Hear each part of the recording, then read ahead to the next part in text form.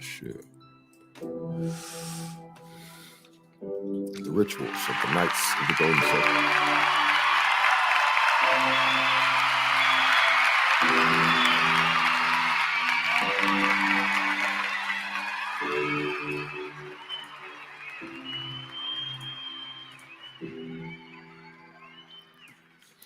And as you know, this is their book, 1861, written by a member. You know what I'm talking about? You know how we rock it. Because you going to smell my cologne, Intimiyaki, on some bar number 9, because I do not play. That's the same clone I wear. Tabernacle, sanctuary, because we keep God first in everything we do. And this is most definitely a primary source. As I said, it's written by a member of the Knights of the Golden Circle. And we got into this on the live stream. I believe it was the Invisible Empire joint we was building on when we realized there was tens of thousands of black KKK members, unbeknownst to us, if you do recall.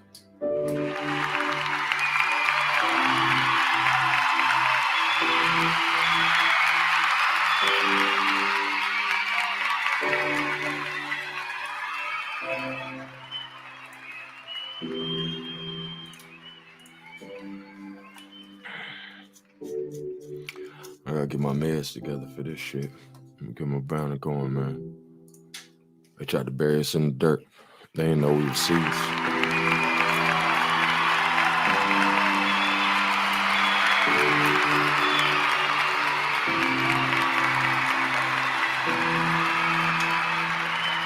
can settle this like you got some class, so we can get into some gangsters. We can get into some gangsters.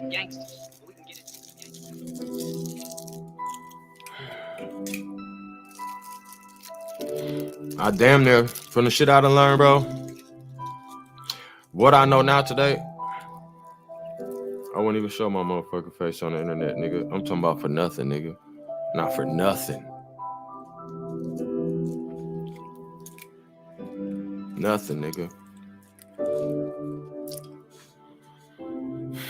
Shit crazy. But, you know, I know that I'm a motherfucking, I know I'm a hood hero, man. You know what I'm saying? This shit my destiny, so.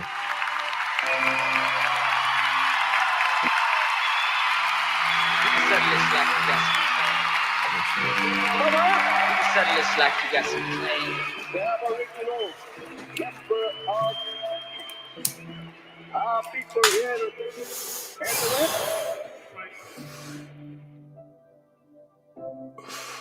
Who trolling? Who we got? Let's see what he talking about, man.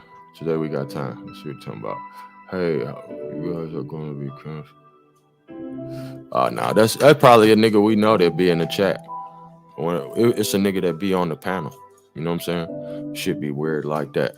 Let that nigga talk. You gonna run the algorithm up. If he don't give you a headache, let that nigga talk.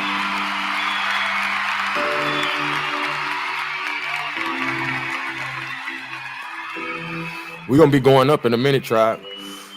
Cause I'm already doing the knowledge to shit. So we gonna be having a motherfucking 1,000 in the chat. You know what I'm saying? Might be having 10,000 in the chat. Coming real soon. So all my mods get ready, man. Yeah, we going up, man. We going up.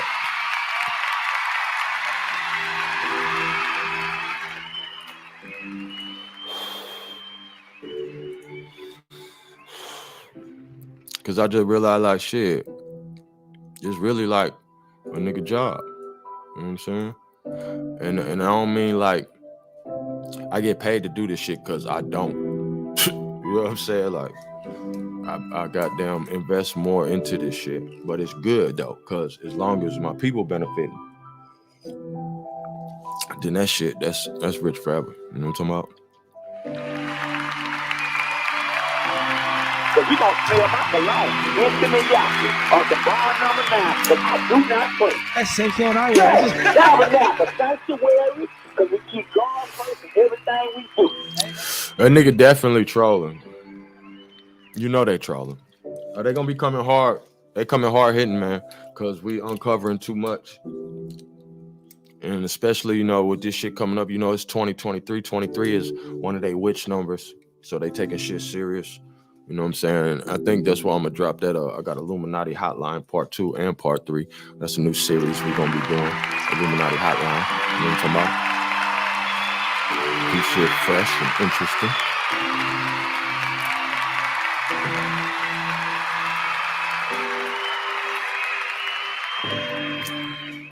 Get them niggas some air, man. Atlantis is rising. Press 1.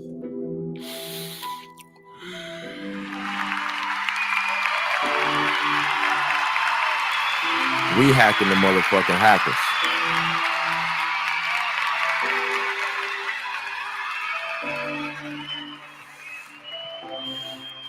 We hacking the hackers. We jacking the jackers. And we smacking the smackers. So watch your motherfucking mouth. Press 1. You can settle this like you got some clans, so we can get into some gangsters. It's whatever you want, man. Talk it out, punch it out, shoot it out. You know what I'm talking about? We just hawking, man, minding our own business. But yeah, we uncovering too much, man, that we was never supposed to know. And the reason I'm seeing that is so detrimental to these people is because the way that these dots connect. Because once you start connecting the dots, you're gonna start connecting the locations. You know what I'm saying? The people. You know, because and this shit really so deep, bro. This shit is so deep. And it's the same network of people who overthrew our government because it's a cult.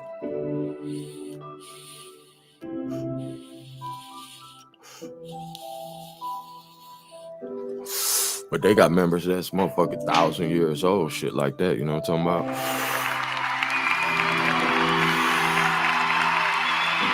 You don't hear me.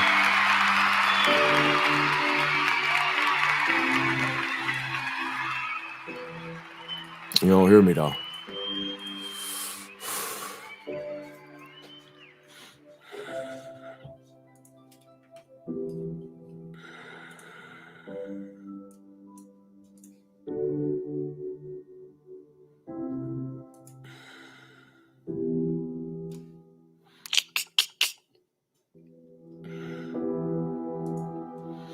Let's get into some reading, shall we?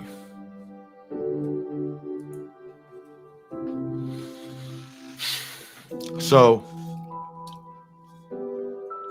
first we're gonna read these the ritual, because I want you to see, and I really been thinking this shit out, because you know I ain't gonna write nothing down, because you know what I'm saying, I'm a real hood Indian, you know what I'm talking about, and I know, you know what I'm saying, all they want to do is goddamn change the writings, you know what I'm saying. The Aboriginal member of our people here in the West.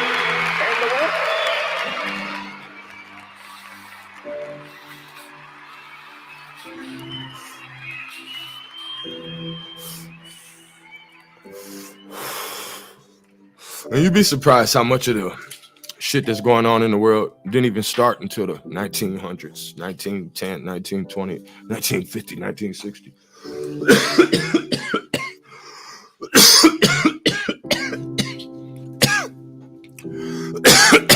I was just, yes, Lord.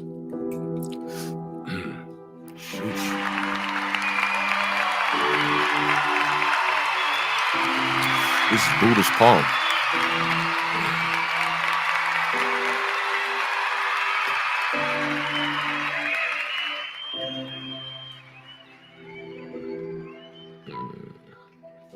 About 80% THC.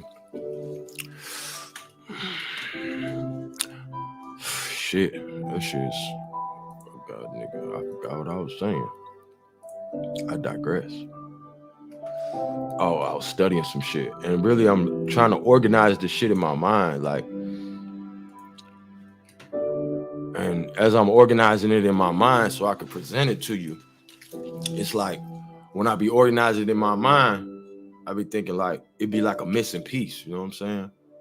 I be like, no, they gotta see this too. But then it's like so much shit, bro. I wish a motherfucker could see inside my mind, bro.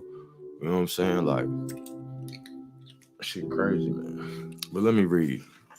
So we're gonna get into their ritual because I want you to see their allegiance. You know what I'm saying? how committed they are to this thing. And when they send them niggas in our chat and, you know what I'm saying, got these niggas killing these rappers on, or these rappers in on it, playing dead, if the stars in on it, playing dead, or what the fuck.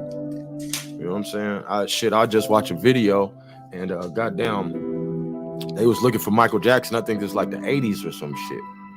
And everybody looking for the nigga, can't find the nigga. And the nigga, the Russian government done let this nigga come chill in Russia and hit him. The nigga telling a story, you know what I'm saying? I forget who it was. It's probably on one of the Illuminati hotlines. It might be, I don't know. But long story short, man, it ain't no long story short with this shit. That's long story short.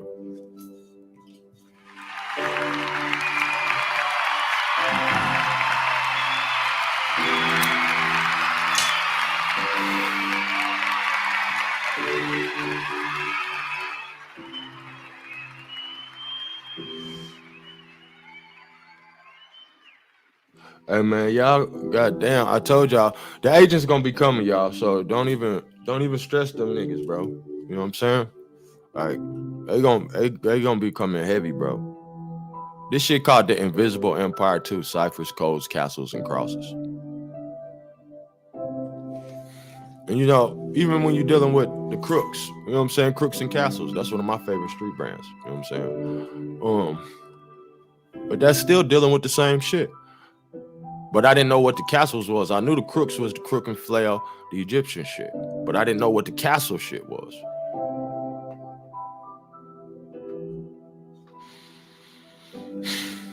We're gonna get into it. The ritual of the Knights of the Golden Circle.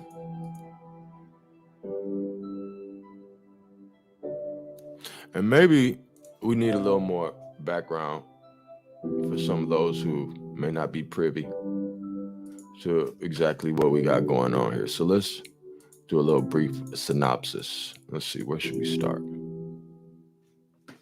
We'll start here.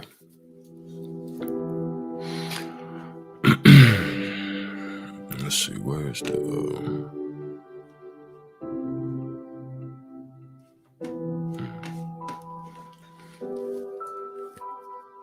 We do it like this. Come on.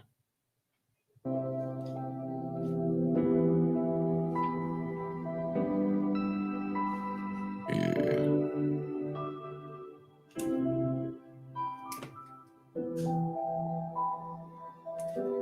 Oh shit, hold on, y'all.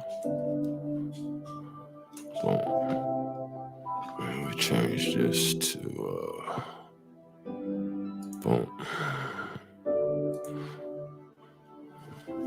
Fly shit only, you know what I'm talking about? We gotta keep it fly, man. Gotta keep it fly. Smash that like, man, if you just tuned in, and share the live stream. You know we big motherfucking shadow band. Or whatever the fuck it's called. I don't know what it's called. Blacklisted. Goddamn hiding and shit. I don't know what they call it. I don't know what the term is. I don't give a fuck. Press 1 because the 1 is for 1 because we already won. These motherfuckers must be dumb if they think we dumb. Huh, bro? Son, it looks like you got some class. You ain't So dumb. we can get into some gangsters. We can get into some gangsters. How you want it?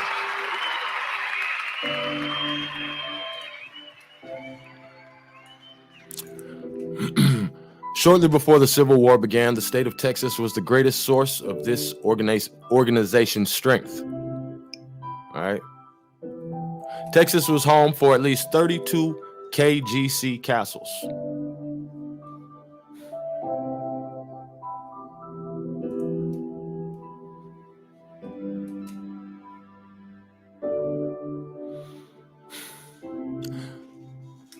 Shortly before the Civil War began, the state of Texas was the greatest source of this organization's strength.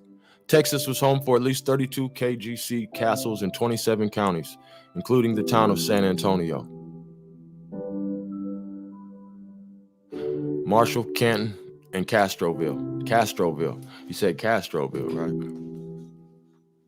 Evidence suggests that San Antonio may have served as the organization's national headquarters for a time. Now that 27 is also 72. All right.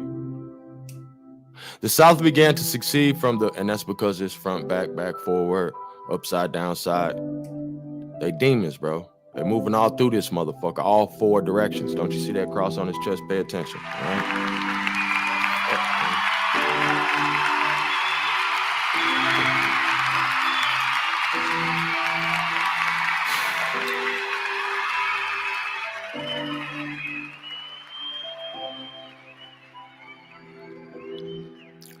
The South began to secede from the Union in January 1861. And in February of that year, 7 seceding states ratified the Confederate Constitution and named Jefferson Davis as provisional president. The Knights of the Golden Circle became the first and most powerful ally of all newly created Confederate States of America. All right. Before the Civil War officially started on April 12th, 1861, when shots were fired on Fort Sumter, South Carolina, and before Texas had held its election on the secession referendum on February 23rd, 1861, Texas volunteer forces, which included 150 KGC soldiers under the command of Colonel Ben McCullough, forced the surrender of the federal arsenal at San Antonio, that was under the command of, Major General David E. Twiggs, on February 15th, 1861. Knights of the Golden Circle who were involved in this mission included Captain Trevanion Teal, Sergeant R.H. Williams, John Robert Baylor, and Sergeant Morgan Wolfe Merrick. Following this quick victory, volunteers who were mostly from KGC companies forced the surrender of all federal posts between San Antonio and El Paso. Perhaps the best documentation as to the power and influence of the Knights of the Golden Circle during the Civil War is the private journal and diary of John H. Surratt, The Conspirator, which was written by John Harrison Surratt and later edited by Dion Hayco and published by Frederick A. Brady of New York in 1866. In this journal, Surratt goes into great detail when describing how he was introduced to the KGC in the summer of 1860 by another knight, John Wilkes Booth, and inducted into this mysterious organization on July 2nd, 1860, at a castle in Baltimore, Maryland. Surratt describes the elaborate and secret induction ceremony and its rituals and tells that cabinet members, congressmen, judges, actors, and other politicians were in attendance. Maybe the most significant revelation of Surratt's diary is that the Knights of the Golden Circle began plotting to kidnap Abraham Lincoln in 1860, before Lincoln was even inaugurated in 1861, and continued throughout the Civil War, resulting in President Lincoln's assassination by fellow knight Booth on April 14th, 1865. All right, so John Wilkes Booth, because some people believe he was sent by Bickley, Bickley. All right, that's the creator, you know what I'm saying, allegedly, of this. But you know, it's bigger than just that.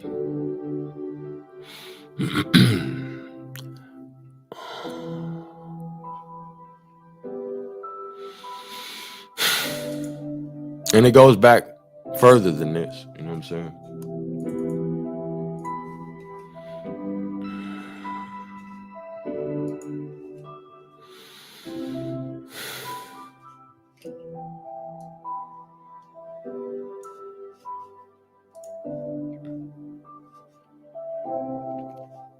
Let me finish reading. After trying unsuccessfully to peacefully resolve the conflicts between North and South, the Knights of the Golden Circle threw its full support behind the newly created Confederate States of America and added its trained military men to the Confederate States Army. Several Confederate military groups during the Civil War were composed either totally or in large part of members of the Knights of the Golden Circle.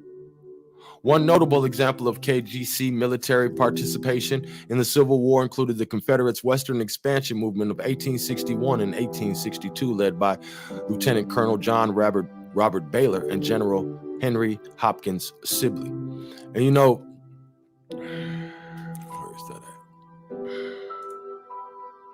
at? Let's go back here.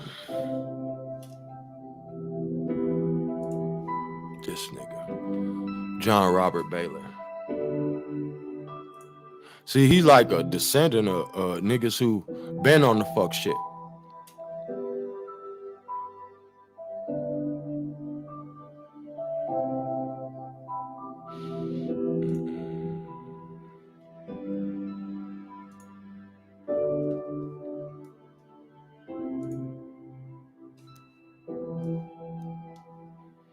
Where is this nigga? Motherfucking uncle.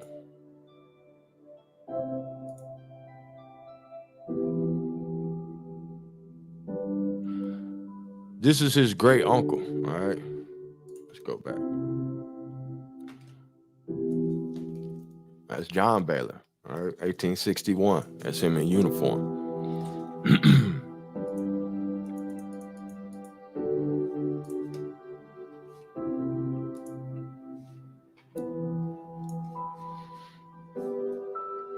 But he's, all right, John Baylor, U.S. Indian agent, all right, publisher and editor. All right, these niggas know exactly what they doing, tribe. This nigga's the Indian agent, that nigga finessing with the newspaper and the propaganda, and he's a politician, and he's an officer, a senior officer of the Confederate States Army. After being dismissed as Indian agent, he became one of the founding editors of The White Man, a newspaper in North Texas, and a strong critic of Governor Sam Houston. Says during the American Civil War, Baylor led Texas Confederate forces into New Mexico. All right, remember New Mexico, and declared himself the first governor of the Arizona Territory. He was confirmed by Confederate President Jefferson Davis. In an altercation, Baylor killed an editor of a rival newspaper.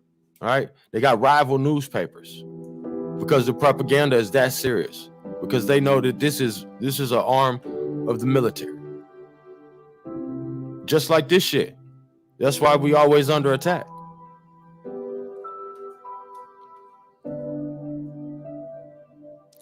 Said Davis disapproved of the orders Baylor gave his regiment to exterminate the Apache in his territory and removed him from office as governor, stripping him of Texas commission. Later, Baylor recovered, settling in San Antonio. He was elected to state government as a legislator and became a rancher. In 1881, he killed another man in an argument when he was about 59, but was acquitted at trial. He died years later at his ranch. All right. But he's a descendant of George Baylor. This is, yeah, there we go, back. John Baylor. Not to be confused with Colonel George Wythe Baylor, his great nephew. Okay, so that's probably the other dude brother. George Baylor, all right, this is his great uncle. He was an officer in the Continental Army, serving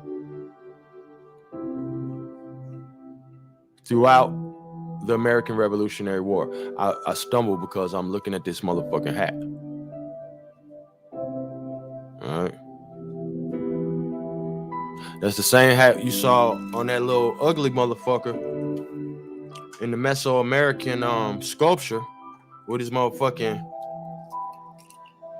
hand all in the Mayan woman blouse and shit. Oh, I'm talking about like she a real right now. Her shirt, nigga, and her dress, whatever the fuck. I'm trying to keep it kind of PG, you know what I'm saying? But it's crazy, bro. All this shit is connected. Walk with me, man. Pay attention to what I'm telling you.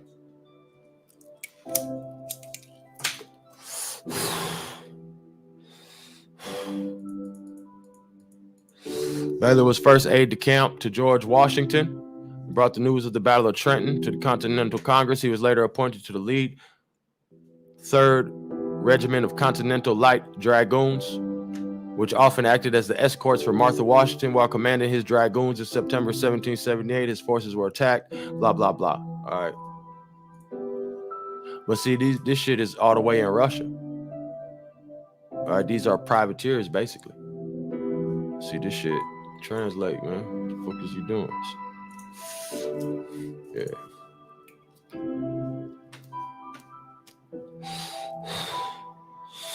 soldiers. And you know what's crazy? Because they give a whole nother rundown about the dragoons. You know what I'm saying? When you go, let's see, on some old American shit. That's why the shit had to be translated. Because they give you different shit. Because all it is references, excerpts from different books. And different motherfuckers choose different books. You know what I'm saying?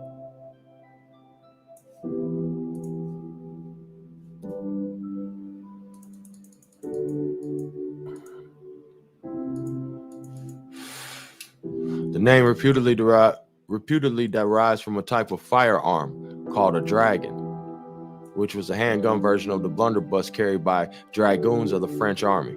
All right. Shortened version of a blunderbuss, a firearm with a short, large caliber barrel flared at the muzzle. Dragoons were typically issued to dragoon cavalry. All right, so you're just saying it's a gun.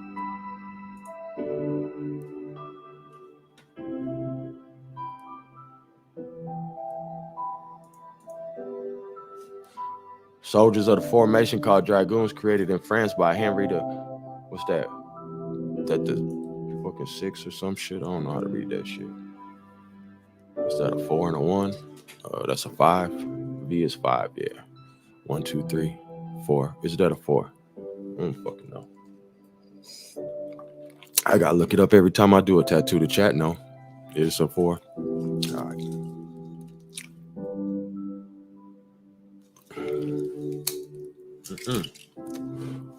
He ain't the 4th with that 1 right there, with that I, whatever the fuck. Anyway, y'all will tell me, I'll catch up. At the end of the 16th century, all right, boom, boom, boom, boom, blah, blah, blah. Infantry moved on horseback. And see, this is supposed to be a depiction of a Russian.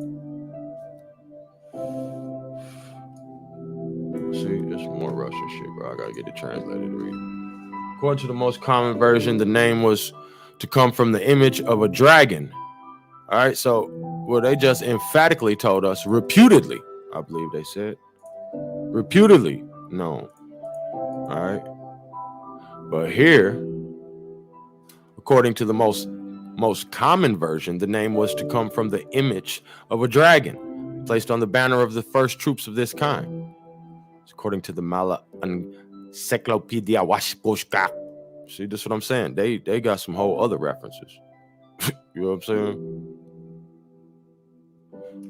So, according to the most common version, the name was to come from the image of a dragon placed on the banners of the first troops of this kind. Another explanation derives it from the German Tragen or Dutch dragon, to carry, which would be connected with the specificity of dragoons as infantry carried over on horseback. All right. Let's see what etymology say.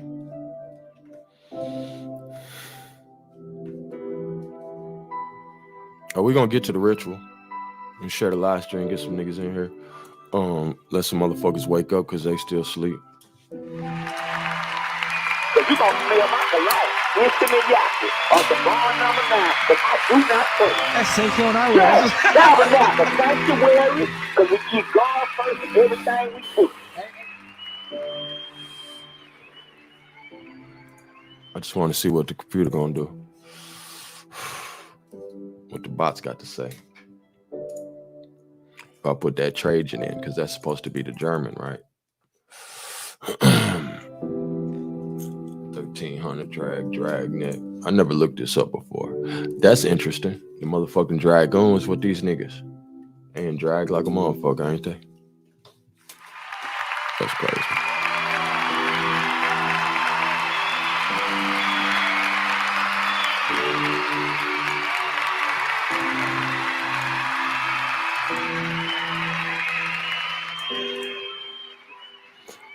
Motherfucking dragoons, bro. There's some motherfucking dragoons, bro. Some motherfucking dragoons. Shit. This shit crazy, man. I don't even want to read no more of this shit. sense of women's clothing worn by a man is by 1870, perhaps originally theater slang from the sensation of long skirts trailing on the floor. Another guess is Yiddish, Trojan, to wear. From German, Trajan. Drag queen, male transvestite crossdresser is from 1941. Trojan, nigga. That's Yiddish.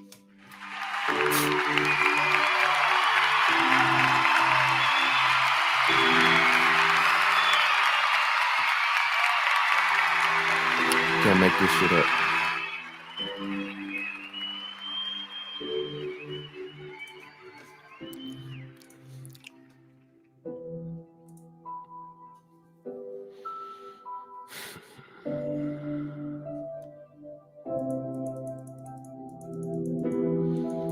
In the 17th century, these were units fighting on foot, as in the case of the Western Europe prototypes, and armed with muskets, arquebuses, half hooks, pistols, and sabers. Most commonly used set of weapons was a fused musket, two-wheel pistols, and a saber or scabbard. 18th century, Dragoon advance guard regiments were the most valuable cavalry formations of the Army of the Republic of Poland, maintaining order in the country and fighting primarily with the rebellious Ukrainian Cossacks. Name referring to a multi-ethnic population group with dominant Ruthenian substrate inhabiting the steppes located south of the Ruthenian motherfucking Caucasus, Republic of Poland and Russia. All right.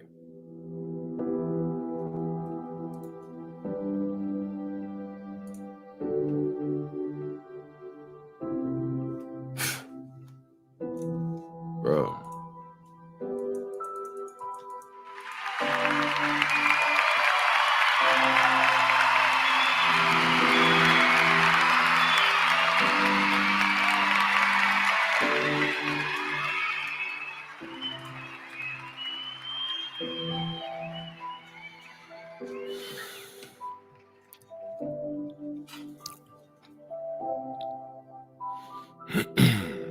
So let's read about them, shall we?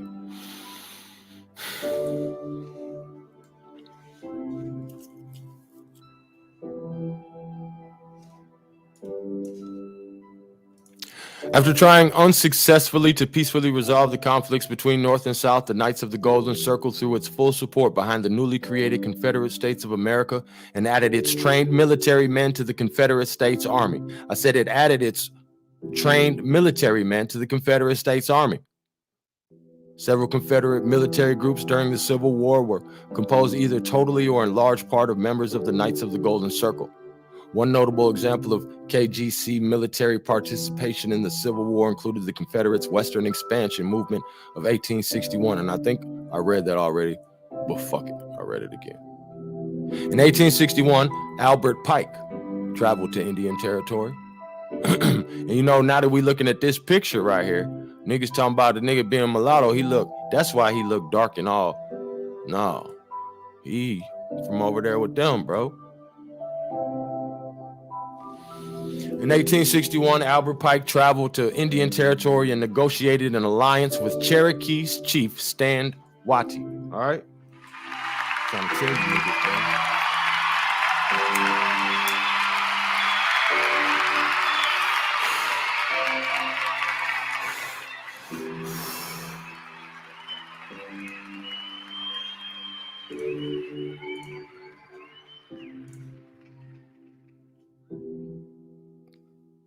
You niggas, man. Prior to the beginning of hostilities, Pike helped Watie to become a 32nd degree Scottish Rite Mason. Watie was also in the KGC, and he was later commissioned a colonel in command of the 1st Regiment of Cherokee's Mounted Rifles. All right? Because you going to smell my cologne. Intimate Yaki on some bar number 9, because I do not play. That's the same clone I wear. Yes, tabernacle, sanctuary, because we keep God first in everything we do.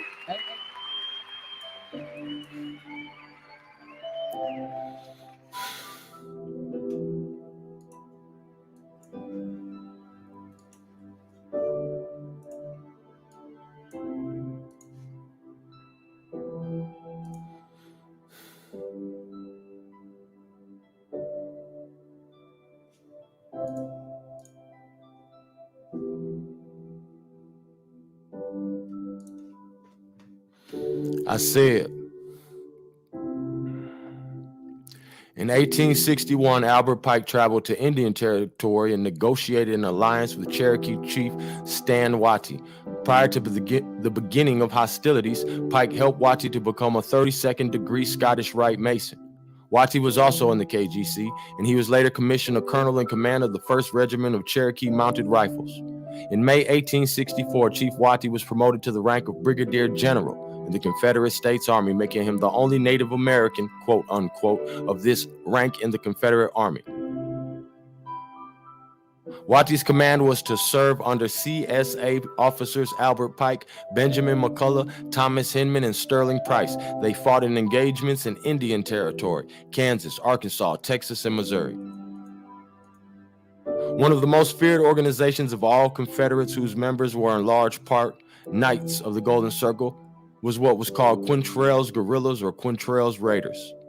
The Missouri-based band was formed in December 1861 by William Clark Quantrell and originally consisted of only 10 men who were determined to right the wrongs done to Missourians by Union occupational soldiers.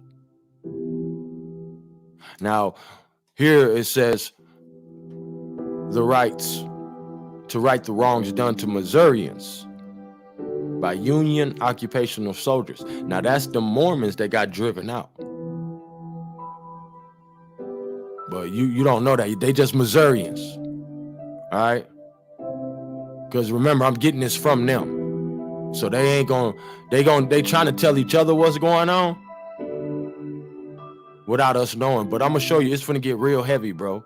What time is it? These nigga, whoa, I don't, fuck time. Time don't exist. The fuck is you talking about? You immortal.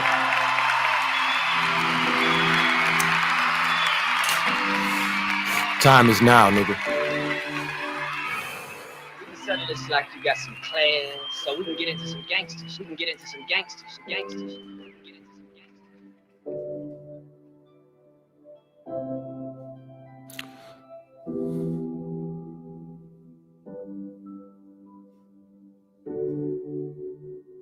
Shit crazy. It says their mortal enemies were the Kansas Jayhawkers and the Redlegs, who were the plague of Missouri. Okay, well, I guess that's our context clue. Somebody could let us know who the Jayhawkers and the Redlegs are. Said they were the plague of Missouri. So that's, that'll let us know who they was really with. As the war raged on in Missouri and neighboring states, Quantrell's band attracted hundreds more men into the ranks. And I do know from actually this book, A History of Succession from 1831 to 1861. Oh, no, that's the one we finna read from. It's the other book. Oh, it's the Jesse James book. And there's a picture of a member of the Quantrell gang, and it was a nigga, or Aboriginal. Because Jesse James' right-hand man was an Aboriginal. But they don't tell you that.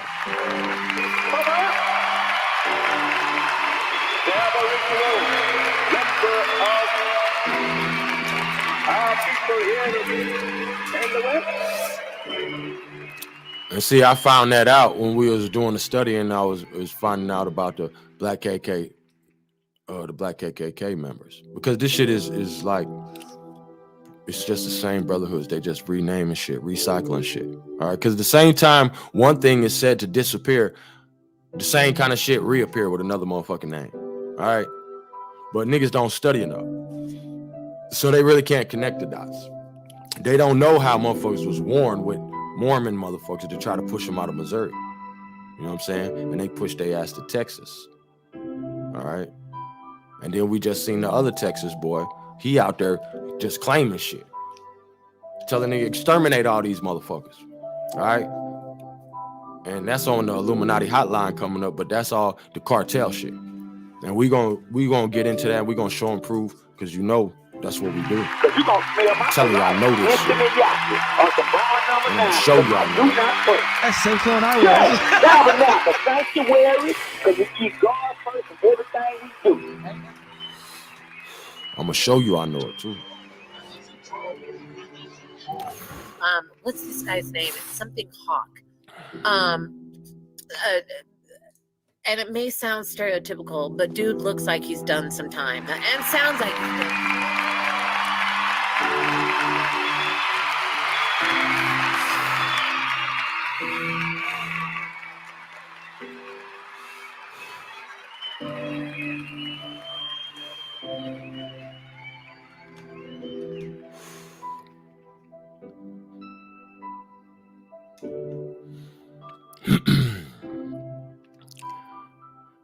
As the war raged on in Missouri and neighboring states, Quantrell's band attracted hundreds more men into its ranks. Quantrell's guerrillas became an official arm of the Confederate Army, and that's guerrilla Guerrillas, not to be confused with the animal. Quantrell's guerrillas became an official arm of the Confederate Army after May 1862, when the Confederate Congress approved the Partisan Ranger Act. All right? So they just making these niggas the army. Other leaders of Quantrell's guerrillas included William C., quote-unquote, Bloody Bill Anderson, David Poole, William Gregg, and George Todd. Some of the major engagements this deadly guerrilla force participated in included the Lawrence, Kansas raid on August 21st, 1863, the battle near Baxter Springs, Kansas in October 1863, and two battles at and near Centralia in Missouri in September of 1864. The bulk of Quantrell's band wintered in Grayson County, Texas from 1861 through 1864. So you got to think how these niggas just riding through this motherfucker. From A History of Succession from 1834 to 1861 comes this insight into the rituals of the Knights of the Golden Circle. This entire work is rather lengthy, but very revealing.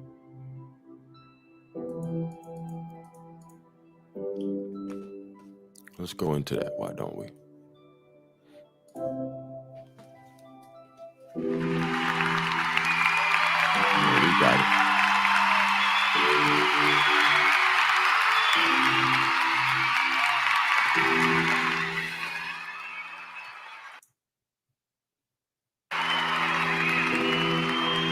There go your pirates. There go your everything. These your baby eaters. These your real savages, all right?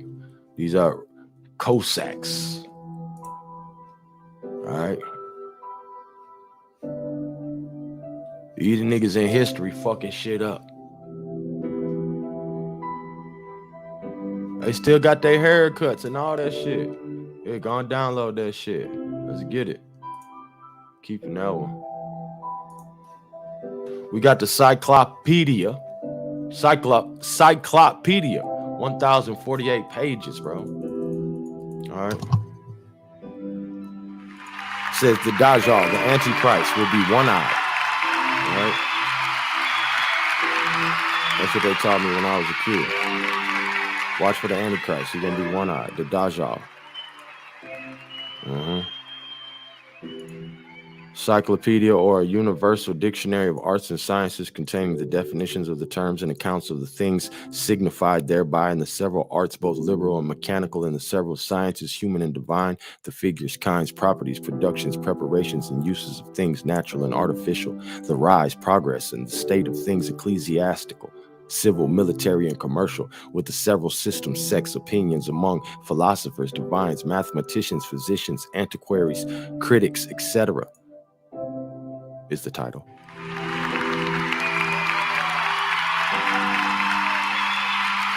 So you gonna smell my cologne?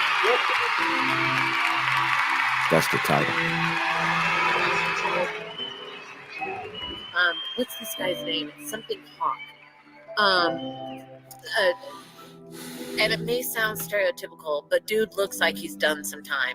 And sounds like he's done some. Let's get into these rituals, though. See, that's how I be. That's why I be ready to goddamn do the live stream, but the whole time I be like, I just keep reading shit, bro. And I read hella fast, like in my mind. That's why sometimes I be stumbling, because I gotta slow down.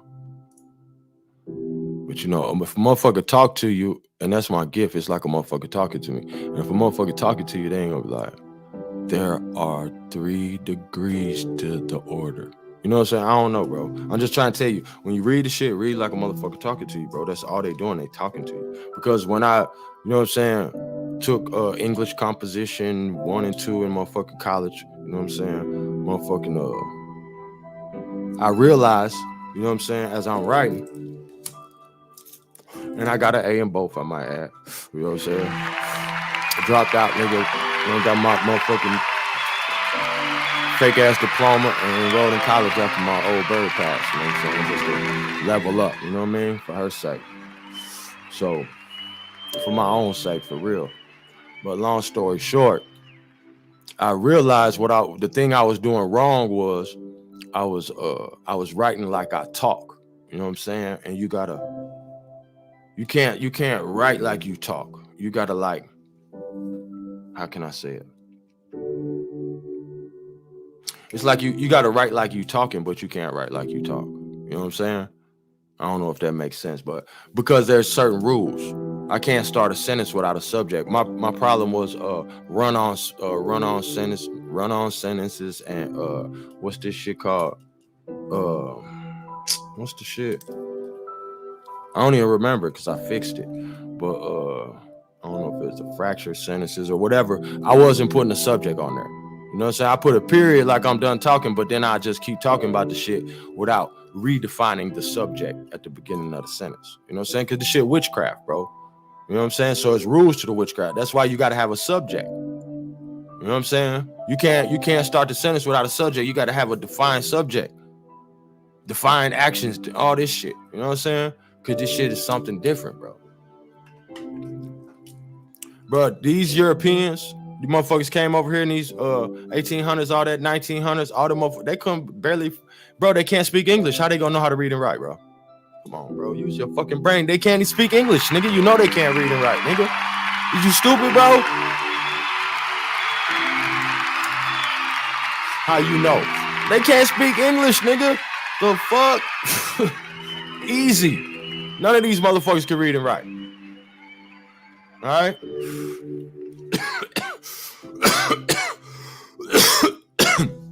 But niggas over here knowing Latin, Greek, Arabic. This shit is verifiable, bro. Primary sources, verifiable, bro. On everything I love.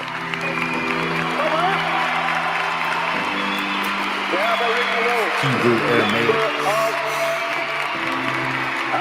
cuneiform. What the fuck is you talking about? Stupid motherfuckers. But this shit right here, see, this is, you know what this is now? I found this nigga from the 1960s. He gonna tell you who it is. He gonna tell you who it is. So when you watching Illuminati Hotline and nigga talking about motherfucker running up in their shit, yeah, you know. Know what I'm saying? We connecting the dots over time. And that's why it's an issue. You know what I'm saying?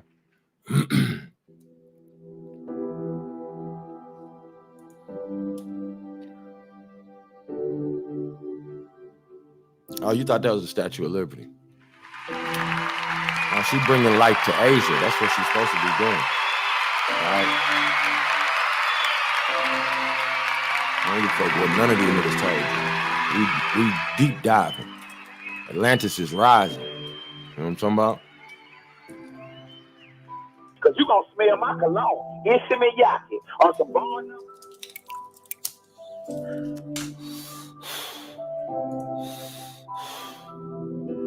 Yeah. That's something different. And you see what she throwing up? All right. That's just like, you know, the flag of Islam was a black flag, my nigga.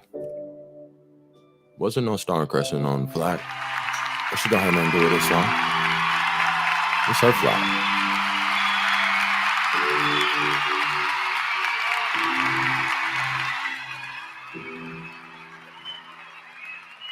All right. You can even look it up in the prophecies when they talk about the last days in Islam. It said the black flags of Khorasan gonna ride against the motherfucking Dajjal, ride against the one-eyed Antichrist, the black flags. All right. We ain't got nothing to do with no color, bro. That shit all upside down, man. Inside out. What Diana Ross say? Upside down. More you turn me inside out. Round and round. Witchcraft shit, bro.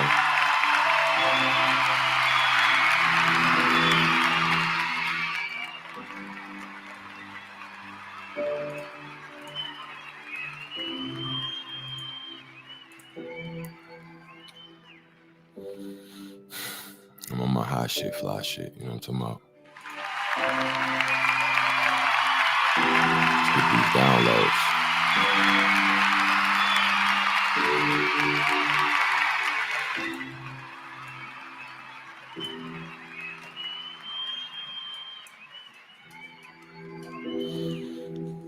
The ritual of the Knights of the Golden Circle. There are 3 degrees in the order, to the order. The first, military. All right? It's 1861. There are 3 degrees to the order.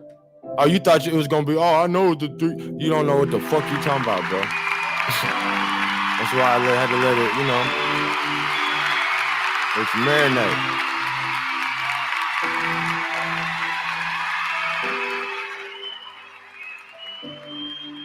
You ain't prepared. I ain't never seen this shit. There are 3 degrees to the order. The first, military. The second, financial. The third, governmental.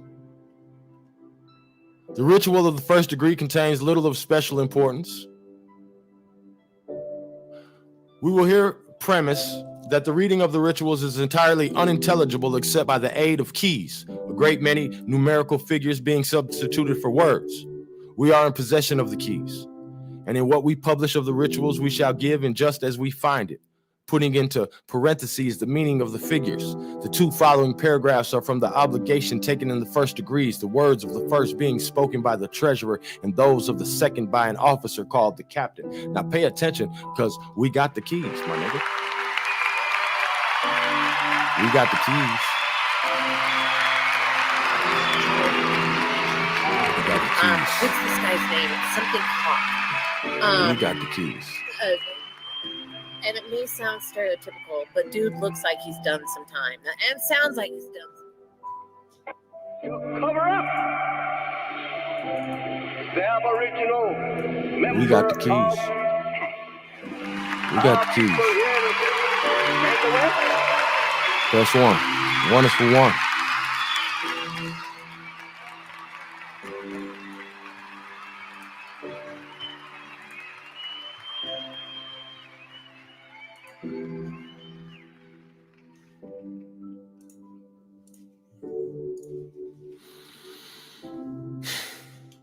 This shit really disturbing, bro. Cause like these is the motherfuckers that's goddamn grabbing up the motherfucking kids, doing all crazy shit. Motherfucking, bro, I got some mind-blowing shit. Like the shit I got lined up for y'all, upcoming shit, like bro, this shit it's probably gonna be deleted as soon as goddamn I watch it. You know what I'm saying? Then you got them sending their motherfucking agents in this motherfucker talking about what they finna do to the nigga channel. You know what I'm saying? So go subscribe to Atlantis Republic. So I'll back up. And we're gonna get about 10 more channels. Stay tuned. But right now go to Atlantis Republic. You know what I'm talking about? Long live the Republic.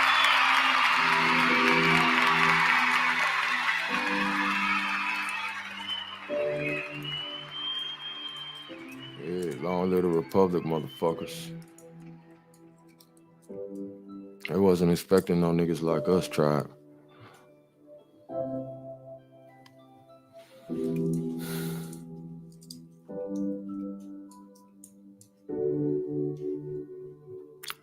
I digress.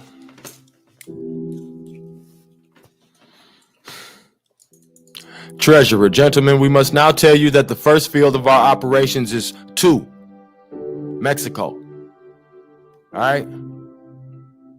So I need somebody to keep track of these numbers. Can anybody in the chat? I want you to keep track of these numbers for us. Do that for us. Somebody got it in their notes. Somebody that's just chilling. And then we're gonna put it in the put it in the comment. Copy paste that bitch, put in the comment, and then I'm gonna put it in the goddamn description and shout you out. You know what I'm saying? Real nigga shit. Whoever do it. Cause it's a heavier code than what we know. That I know. All right. And that's why I'm really like doing this at a moderate pace.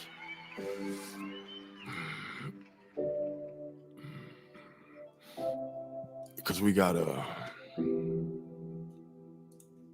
for instance,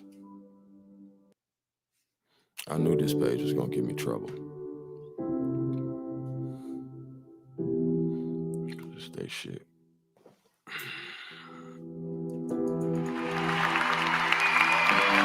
I got them talking to each other. I'm all on their threads, all types of shit, man. I'm on their threads, man. I'm not bullshitting, bro.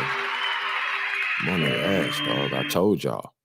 Wasn't no mercy for these motherfuckers.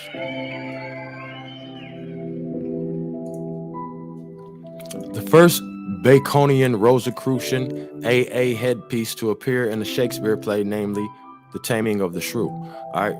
And this is one of their little words. It's called the AA headpiece.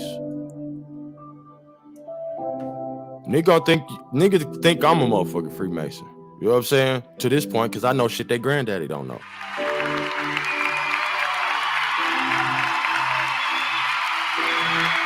can settle this like you got some plans, so we can get into some gangsters.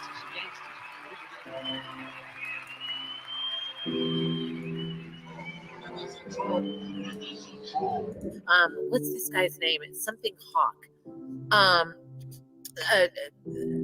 And it may sound stereotypical, but dude looks like he's done some time and sounds like he's done some.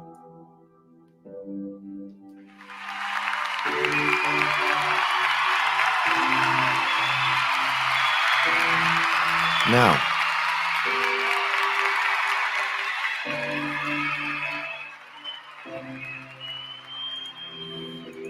and that's because there's codes in these letters, all right? In these certain title pages and shit, for instance. And I watched a whole bunch of videos about it and shit like that, but that's not what this is about. But I want you to see, like, how they talking to each other. Thank you again for sharing. This is the very first time that I see the title pages of the 1594 edition of the Taming of the Shrew, quote unquote. And I'm really sorry, but you know, I see codes everywhere. This is just an idea, but maybe that the name of Shakespeare does not appear on this title page because the play is the fruit of, quote unquote, the pleasant harp of Bacon, our Apollo. Okay, our Apollo. Brilliant spot. Until you pointed out on the title page of the 1597 quarto edition of Richard II. As far as we are aware, you are the first to notice this. Another world first to add to your already growing list. Thank you. In A and Con, always get my attention. Pyramid. All right. The Baconian Rosicrucian AA headpiece in the 1609 edition of Shakespeare. And what this AA headpiece shit is the motherfucking, all this shit break down into motherfucking code. All right. For the purpose of encipherment of the title pages of the sonnets is divided into two halves. On the top half of the page, there's a total of 39 letters, F Bacon in simple cipher. The whole page has a total of 111 letters, Bacon in K cipher. On the bottom half, there are 16 italic letters, and the addition of the date is 16 plus 1 headpiece. 16 plus 16 plus 1 equals 33. Bacon in simple cipher. All right, niggas dropping out the stream. They hiding my numbers. I wouldn't give a fuck if it was just me and goddamn Hanasho and the Godfather, goddamn Empress, Summer, Rain, in this motherfucker. Cause you gonna smell my cologne. Intimate Yaki or the bar number 9, cause I do not play. Hey, That's man, same phone I Yes, was. tabernacle, sanctuary, cause we keep God first in everything we do. Hey. Let me get this on my computer, cause this shit, I'm just goddamn blowing it up. I'm gonna just drop this, drop this in the motherfucking chat.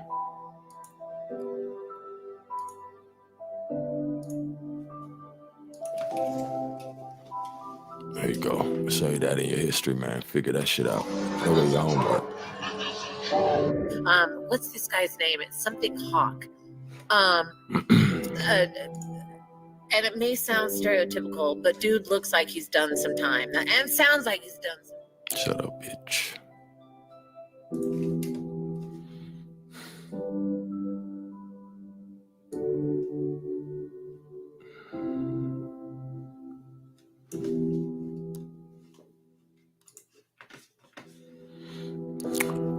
Two is Mexico. Are you ain't staying on task? Gentlemen, we must now tell you that the first field of our operation is number 2, Mexico. But we hold it to be our duty to offer our services to any southern state to repel a northern army. We hope such a contingency may not occur, but whether the Union is reconstructed or not, the southern states must foster any scheme having for its object the Americanization and southernization of 2. So that in either case our success will be certain. Captain, under the laws of 2, every immigrant, and now that's an immigrant, receives from the state authorities a grant of 640 acres of land. All right? Under a treaty closed with 3, Manuel Doblado, governor of Guanajuato. On the 11th of February, 1860, we are invited to colonize in 2, to enable the best people there to establish a permanent government. We agreed to introduce a force of 16,000 men, armed, equipped, and provided, and to take its field under the command of 3.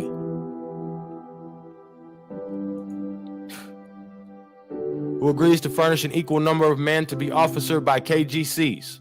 All right, so now that's 32,000.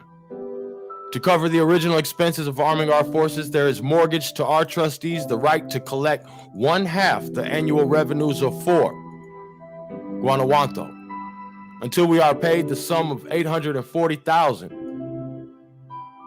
as a bonus. Hold on. Until we are paid the sum of 840,000. So somebody let me know, one of you smart motherfuckers, what's 1841? In 1861, what's 840,000? What's that worth? Yeah, invited to colonize. Who invited them? 3. Where he invited them to? 4. What they trying to do? Run 2. Press 1. The 1 is for 1 because we already won. These things got to be done. You shine like the sun. You ain't never gonna run. Then I'm done. It's good, dude. It's good, dude. That's all. I digress.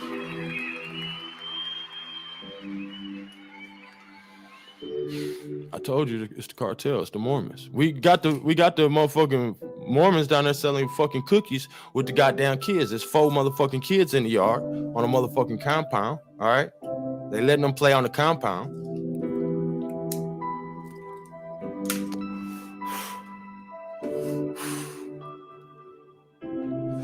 You ain't never seen Epstein's ranch in New Mexico? You don't know about that, do you?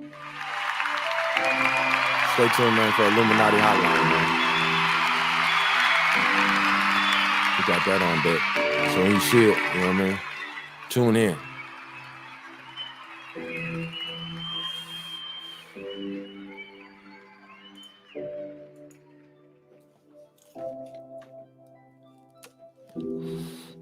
That's why I say we connected too many dots. Because remember, this is the KKK. These the same motherfuckers who was burning down your great grandma in them house, running up in they shit, burning down the motherfucking orphanage. These niggas right here, these the red shirts, paramilitary, burning the polls, making niggas scared to go vote. You know what I'm saying? Because they taking over the government. All right, this how they all connected. See, because they already going down here to Mexico when they talking about some motherfucking some Nazis done goddamn flee to motherfucking Mexico. Who shit, they people been down there already, nigga? Fuck is you talking about? Who you thought was down there? What they say? Who you thought was down there?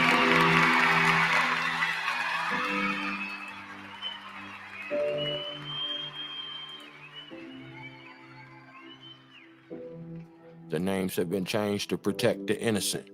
What's that? Dragnet? Damn. Ain't that Dragnet? Hunter show? No, that's an old ass nigga show. It just came out my subconscious. Them niggas, old niggas watching that around me. Dragnet. Ain't that what it's called?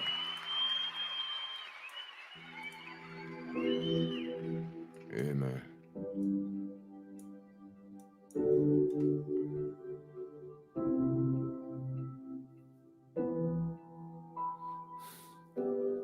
They been down there.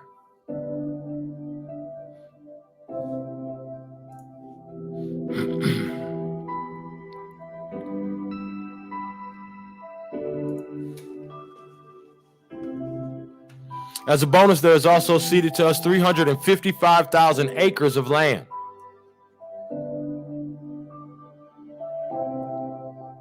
The pay of the army is the same as the regular army of 2, which is about 1/8 more than that of the United States. To secure this, there is mortgaged to us all the public property of 4. I said all the public property of 4. Cause you gonna smell my cologne. Intimate Yaki on the bar number 9. Cause I do not play. That's Cyclone Highway. Yeah, Tabernacle Sanctuary. Cause we keep God first in everything we do. All the public property.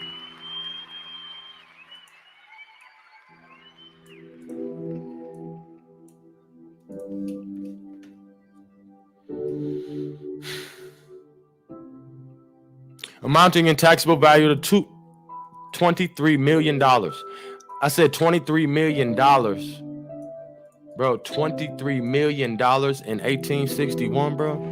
Somebody please tell me how much money that is. $23 million, bro. Where you think these niggas went?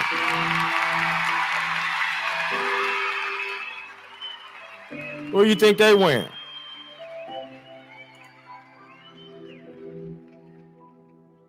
Where did the nigga with $23 million go in motherfucking 1861? But you thought he fell off? You thought him and his people fell off, huh? You thought they fell off?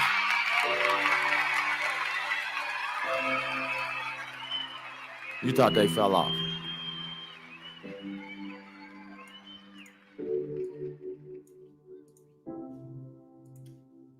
They ain't fall off, man.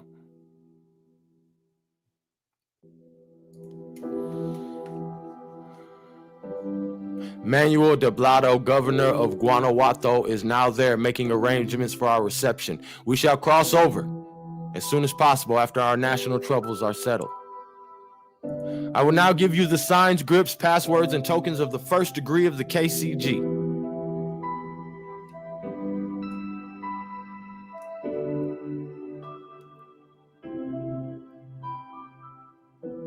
Of course, a misprint for KGC.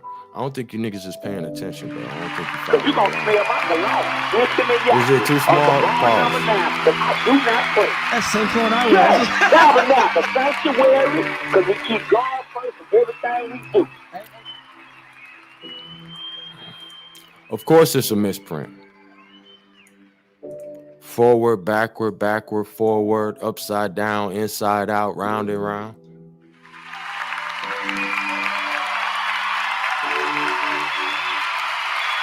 This shit ain't easy, man. We just make it look easy.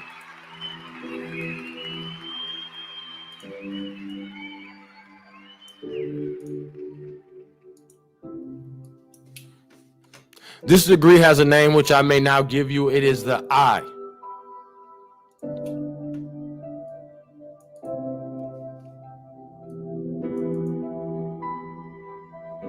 Knight of the Iron Hand.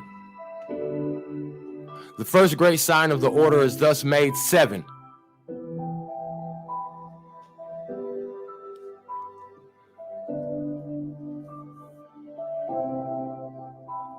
Correction. It is the 1.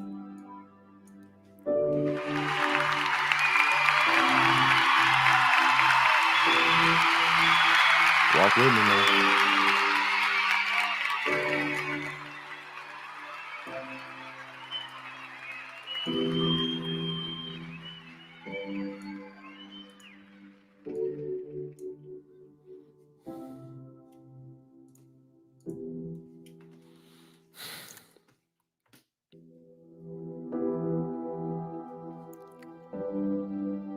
The first great sign of the order is thus made, 7. Hands open, palms touching and resting on the top of the head, fingers pointed upwards. The answer to this is 8. Open the hands, touching the shoulder where epaulets are worn, elbows close to the side. These are battlefield signs that are not to be used under ordinary circumstances. The common sign of recognition is 9. Right forefinger drawn across the upper lip under a nose as if rubbing. The answer 10 with forefinger and thumb of left hand taking hold of left ear. To gain admission to a working castle, all right, because a castle is the lodge. All right.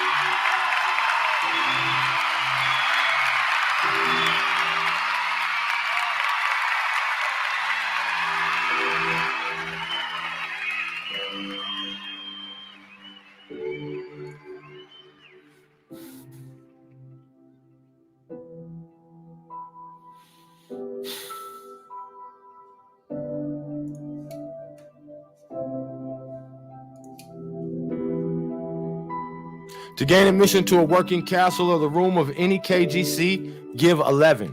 One distinct rap at the door. The sentinel on duty will then raise the wicket and demand the countersign, which is 12. Soldiers, always lettered except at castle door. You will then pass to the center of the room and give the true sign of the KGC. It is 13. I said the true sign of the KGC is 13. Okay. This is Hawk School for the Gifted and the Elect. Did we mention that, y'all? What's this guy's name? It's something Hawk. And it may sound stereotypical, but dude looks like he's done some time. And sounds like he's done some. Some of this might be over some people's heads. Stick around. You'll catch up. You fear of us. Atlantis is rising. Right.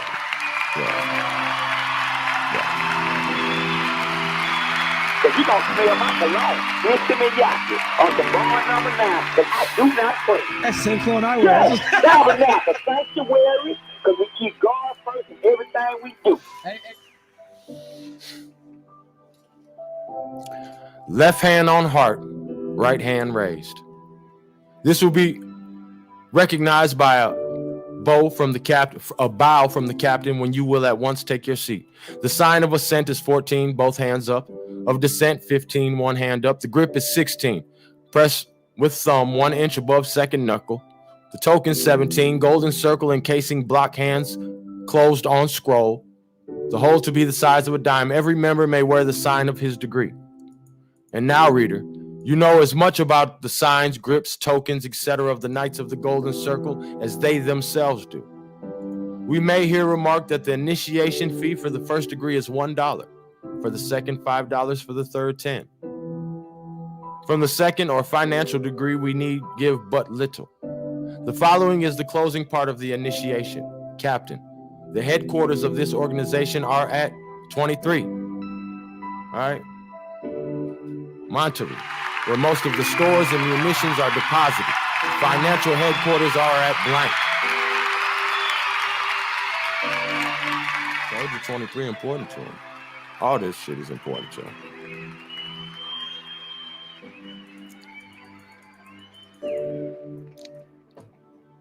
And see, what I'm starting to realize is these is like the minions of the fallen. All right, they worship the jinn and shit. Because they the adversaries do boys. And that's why, you know what I'm saying, when you see them in the chat and shit like that, like the niggas get you so irritated because that's what they come. Well, my nigga, Reverend X, you saying who name you coming in, nigga? And by who authority? You know what I'm talking about? That's what he talking about.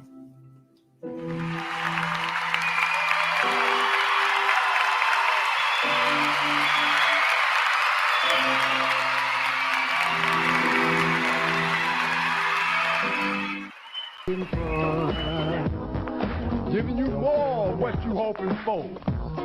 You ain't hoping in the Lord, huh? You hoping in vain, material, superficial shit. That's why you can't see me, house niggas. I'm talking about straight business, man. I know they don't like me. They be all on the internet talking about the pimp. Pimp rap like he writing nursery rhyme. Pimp this and pimp that. You know what though, bitch? Say you put your real motherfucking address and your phone number on that shit. You ain't said nothing, nigga. Hide behind them email address. You a hoe. Not even how you thought. Niggas, checkup time. Time to pay the piper. Well, but you don't have to, huh? You got rights to believe however you wanna, huh? There's only one God. There's only one blood covenant book that's floating around here of God Almighty. Not a covenant of a man will make house niggas, Ku Klux Klan members, and everyone to feel like they can just shuffle their ass foot about getting about the business I'm talking about.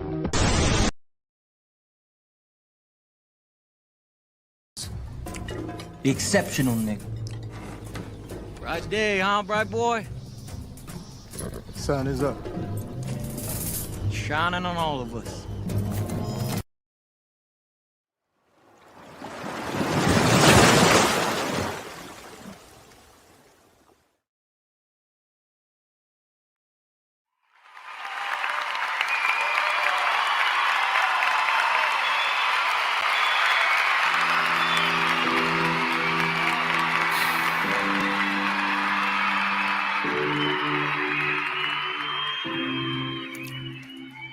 We're going to fast forward a bit. It says, now it remains for us to give the ritual of the third degree, which as being the most important, we shall publish almost entire. We have not the time or space for commenting on it now. Every citizen can judge it for himself. The Roman Catholics and the foreign-born population will see how they are prescribed by this mysterious order. This central and guiding power of the succession and disunion party all will see too that the order declares for a monarchy, a limited monarchy as they call it, until all their purposes in regard to Mexico shall have been accomplished. And we need not suggest how brief will be the period within which, if they get their limited monarchy, they will make it the absolute monarchy. Instructions. Officer of the council shall be a governor and a secretary every 57. Every 57. That's a Knight of the Columbian Star. Is qualified to act in either capacity.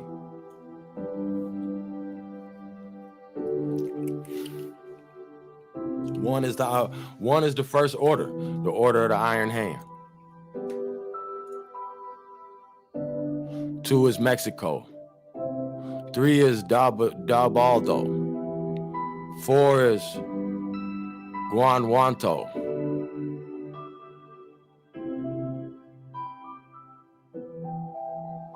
Is y'all keeping track of this shit, bro? I can't memorize all this shit by myself, bro. Straight up.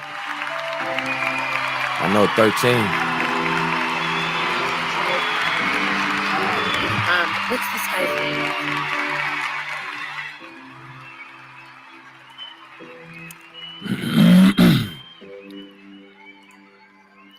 Candidates must be familiar with the work of the 2 former degrees, must have been born in 58, a slave state.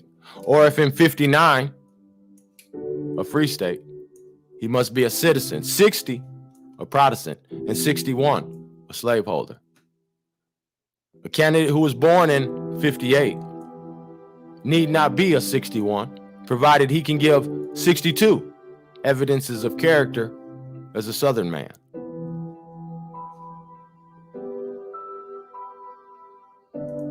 Object to form a council for the 33, the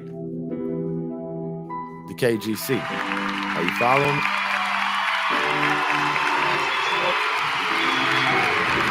What's this guy's name? Something Hawk.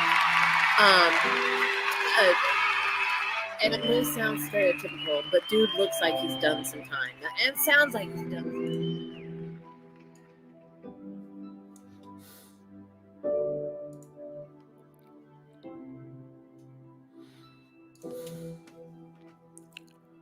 And to organize 63, a government for two. Number 57, Knight of the Columbian Star shall admit, except to a brother, 57, that he has this degree. For reasons that will hereafter appear.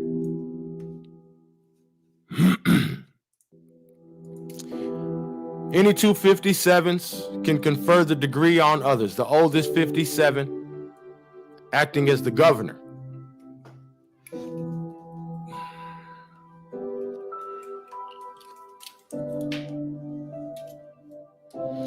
Approaching candidates, of course, all 33.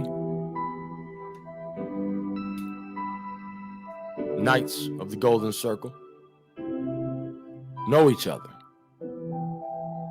There being 257 in hailing distance of the courthouse of said county, that is 64 within the county. They will confer together as to worthiness of any 33 whom they may think a proper person to be made a 57. All right? So any 33. All right? Whom they may think a proper person to be made a 57. Whoever they pick.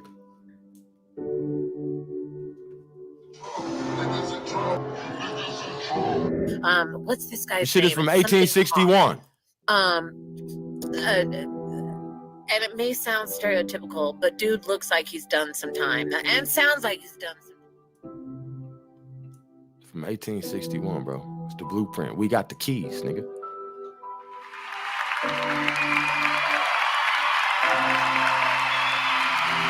We just told them they had the keys. Who got them now, motherfucker? We got the keys. First one.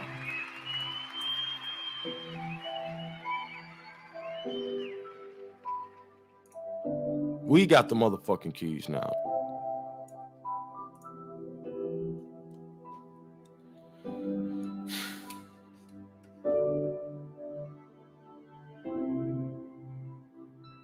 They will confer together as to the worthiness of any 33 whom they may think a proper person to be made a 57, and having agreed, one or both of them will go to the person, each knowing the other is a 33, and tell him that there is a gentleman, 64, within this county who has the power to confer the third degree. Now remember, 64 means within this county.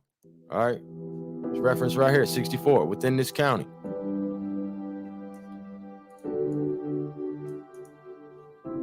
$57 is the governor. 33 is the KGC.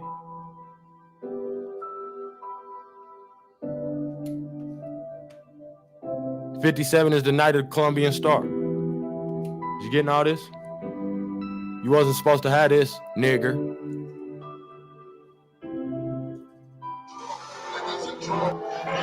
Cover up! The Aboriginal member of our people here in the West.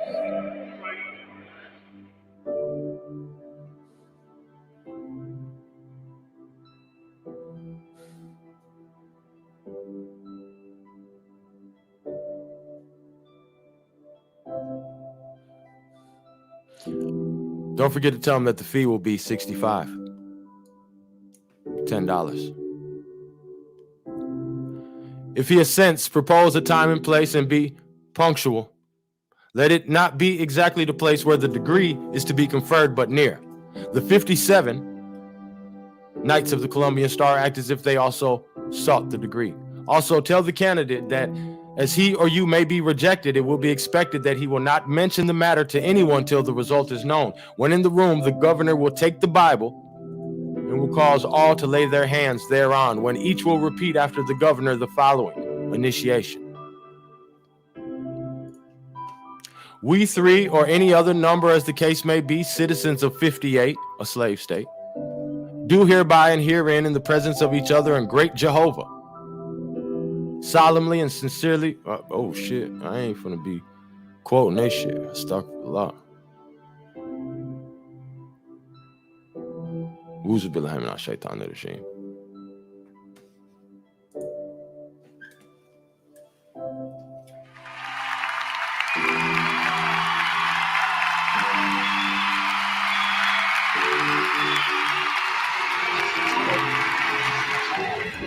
What's this guy's name? Something Hawk.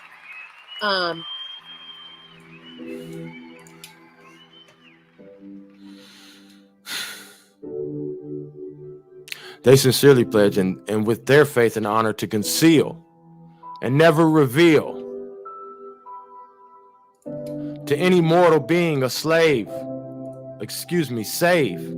such as we know to be a 57, Knight of the Columbian Star.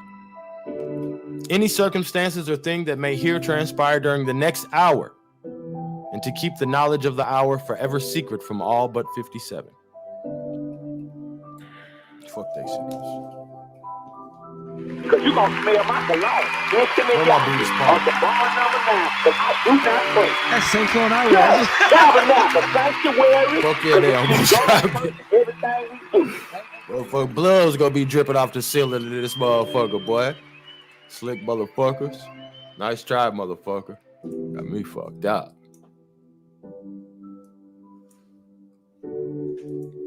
Shit, me. It's me, man. Yeah, they tried to get a nigga, dog. Hey, man, and the reason why I ain't fucking with them because these motherfuckers is really demons and shit, bro. Like, not all of them, some of them just the minions. But that's just that shit that Orlando Brown be talking about, and y'all niggas think he crazy.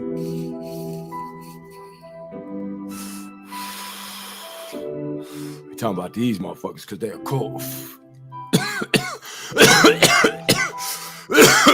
Drag cult.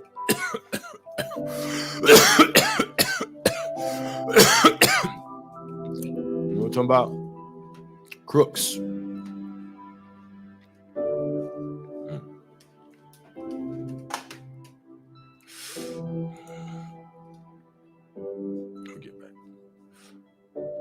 Dragnet was right there. I ain't even read it. My high ass. Let's play this.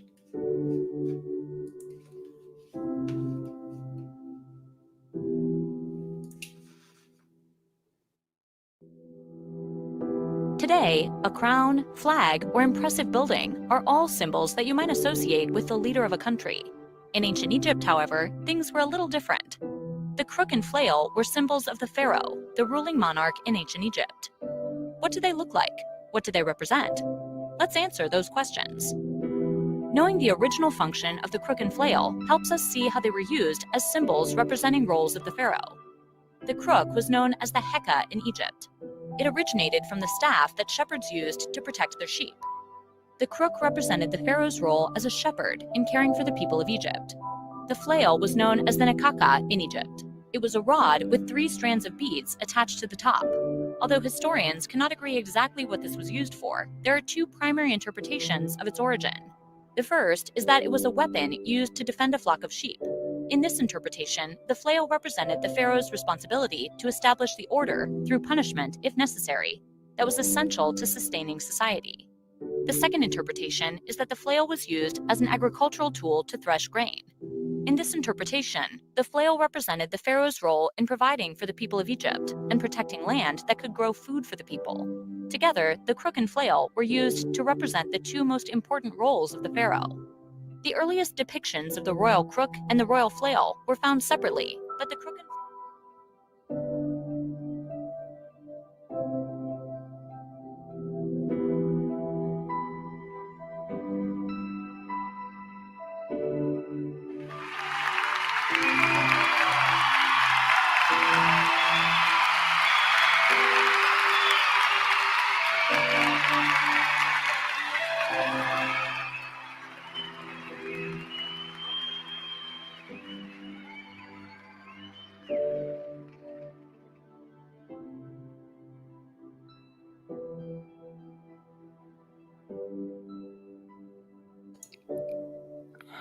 Peace to the tribes, peace to the tribe, peace to the tribes.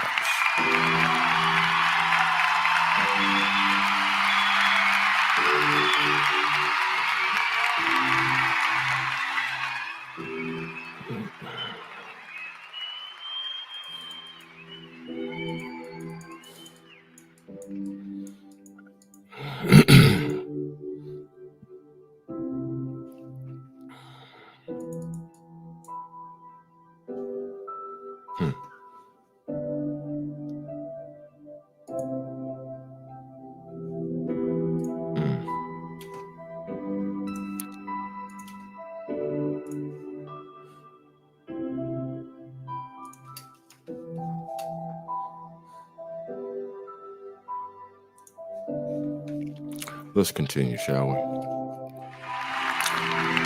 First one, if you're learning something, man. One is for one around here, you know what I'm talking about? WON, 1. We got the keys to Atlantis. Atlantis is rising. Because you're going to smell my cologne. Intimate on some bar number 9. Because I do not play. That's the same clone I wear. Yes, tabernacle, sanctuary. Because we keep God first in everything we do.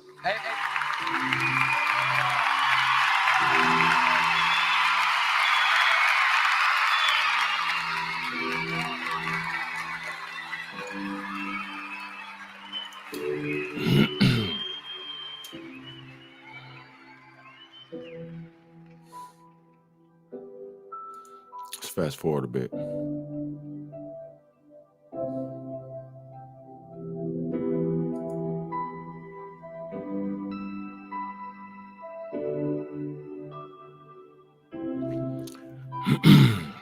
Governor, I am what you are, 57, which we know is a governor. You being the secretary and I the governor of this council, and I here promise to conscientiously do my duty at all times while I hold fellowship with the 33. But sir, you will explain why it was necessary to proceed as we have. So you also see this question answer format in the Lost Found Muslim Lessons, Supreme Wisdom, so the 120 or the 5%, you know.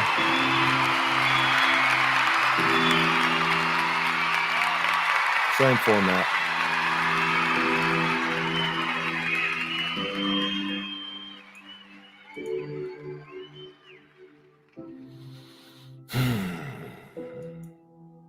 So now you see what happens at 33.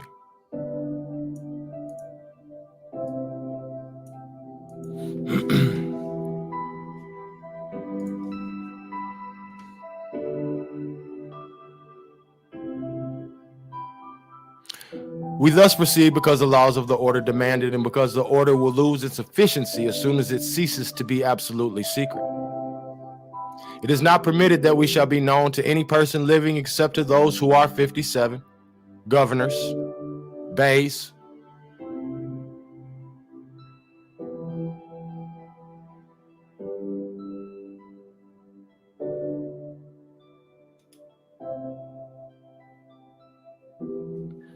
I speak more than one language, my nigga. What can I tell you?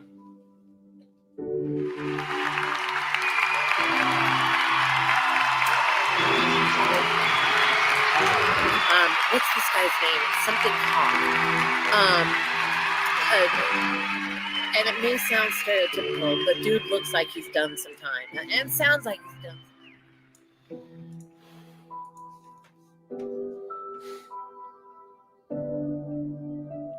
You will find nothing in the order of which to be ashamed. Not even the 33 must know who has this degree.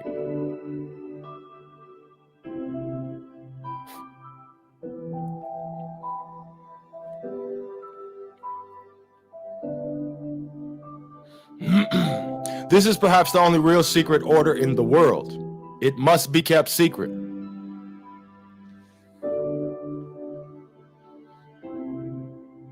Governor to candidate. I have a few questions to ask you, which I trust you will answer without reserve. For I pledge you my word as a man, as a 57, as a governor of this council, that I am in earnest in this work and would not have sought you out unless I had thought this whole work would meet your unqualified appropriation.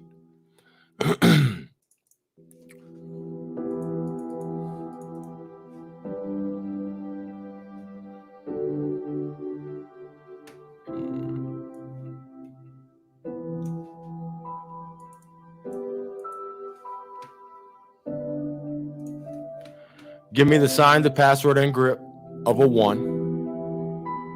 Knight of the Iron Hand. Give me the signs, password, and grip of a 18. True faith. To what? 66.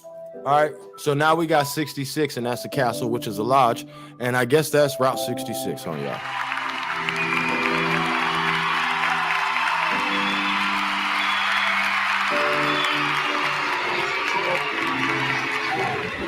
What's this guy's name? It's something Hawk. And it may sound stereotypical, but dude looks like he's done some time. And sounds like he's done some. That's Route 66.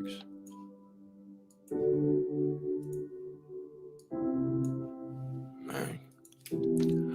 Where were you born? Where was your father and mother born? Are you a 60? Protestant or a 67? Roman Catholic? What gang you in, nigga?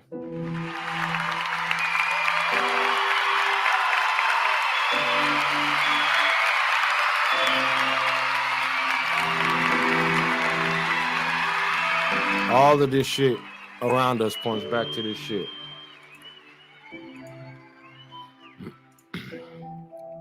Everything we've studied already has led up to this.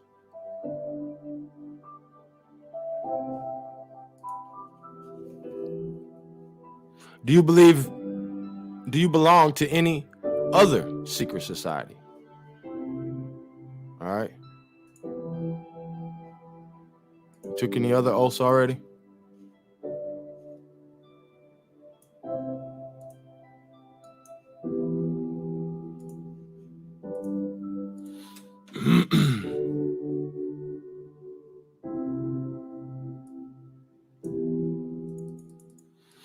Married or single? Are you 61, a slaveholder? Will you stand firm in your obligation to the 33? Do you believe in the religion of Jesus Christ? Are you willing to help in spreading it? Secretary, judging from what you have seen of the 33 Project and by what you know of us, are you now willing to be united with us in a society from which you can never resign, but which can in no ways compromise you, since the only work and responsibilities we put on you are these: secrecy as to who the 57 are, to attend every call of a council made by the Governor General of this state, to do for every brother what every brother has sworn to do for you, to inform the nearest working brother known to you of danger to the 33 or 57, to exercise a cautious prudence in counteracting false impressions of the 33, and to report to 56, George Bickley, or his successor or successors in any improper or dangerous actions you may know of, to respond to the call of any brother in your country, and never to speak of the work and character of this degree of the 33 to anyone except 57, only as you express sentiments taught by the order. We shall not force you to work unless you desire to do so, but on the call of 5 brothers, you must respond, if it is in your power to do so. If it is in your power so to do. Once a 57, Knight of the Columbian Star, so you will live and die, though no mortal man may know it but 57. Governor, are you willing to proceed? Candidate answers yes. Secretary, every knee shall bend to God and every tongue confess his name. Brothers, we will kneel for prayer. Mr. Secretary, collect the fees of this or these candidates and we will proceed in the work of initiation. Obligation delivered by Governor. Before God and these witnesses, all right, this is vow. His vows to never reveal the signs, grips, passwords, tokens, or significance of the 57 to any man, woman, or child except to a 57 in good and lawful standing. I said in good and lawful standing.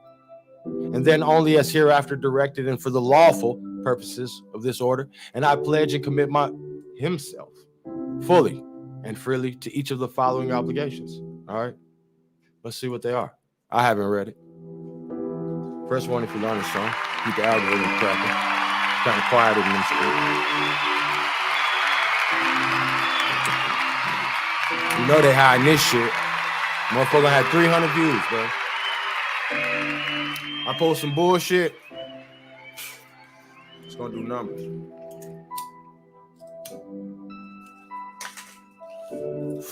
We don't give a fuck about that. Let's get back to it. What's his first promise? To conceal the names of the governor, the objects and character thereof, and never speak of the same as though I was a member, except to those who can give me our sacred word in such a way to satisfy me that they are our governor. All right.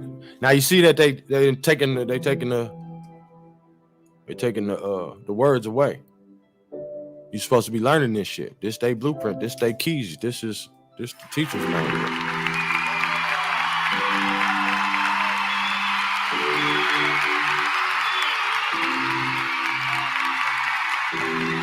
can settle this like you got some class, so we can get into some gangsters. You can get into some gangsters.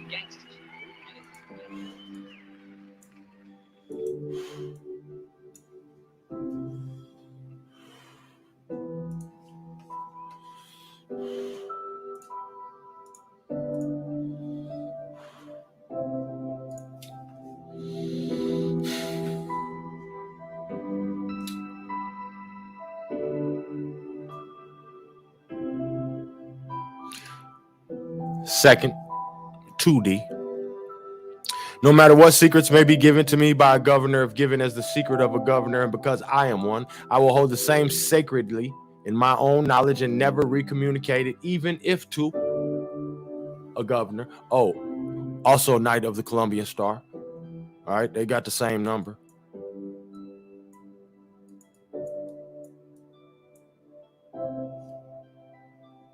Governor, I am what you are. All right, 57.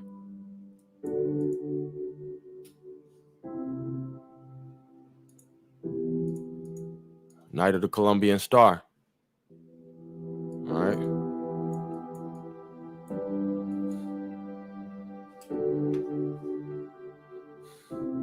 No matter what secrets may be given to me by 57, if given as the secret of 57, and because he is one, he will hold the same sacredly. Blah, blah, blah.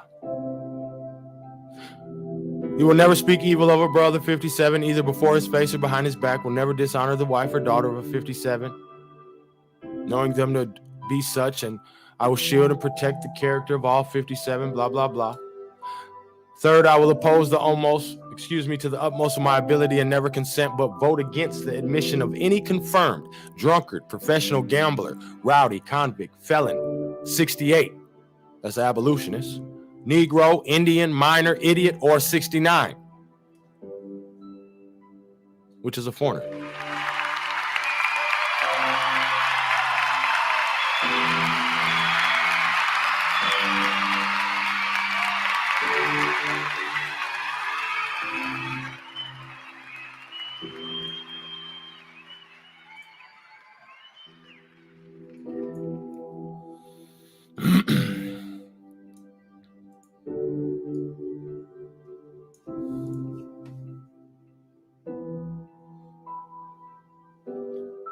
I was sounding good to y'all. Some of y'all niggas was ready to join. They was ready to join, man. But y'all, oh, that's pretty good here, my brother. Stupid motherfuckers. Cause you gonna smell my cologne.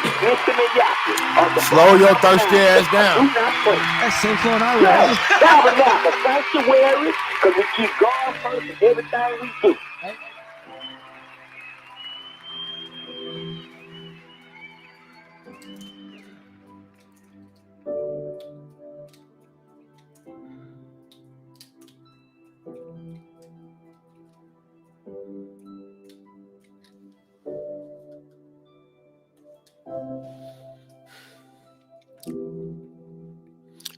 He said, he will oppose to the utmost of his ability and never consent but vote against the admission of any confirmed drunkard, professional gambler, rowdy, convict, felon, abolitionist, Negro, Indian, minor, idiot, or foreigner to membership in this department of the 33, but I will get as many good and eligible 70 Southern-born men to join this degree as I can.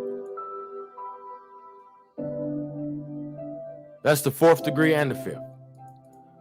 Or should I say that's the 4th promise and the 5th promise. All right? Asterisks.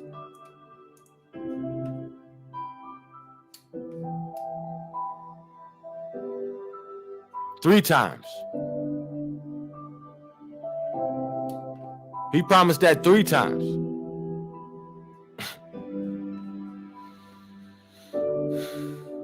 Then he promises and vows that he will use his best exertions to find out any of and every abolitionist in my country, whether 71, man, woman, or child, and forward the name of such to 56, George Bickley, or his lawful successor, or in case I remain in the 72,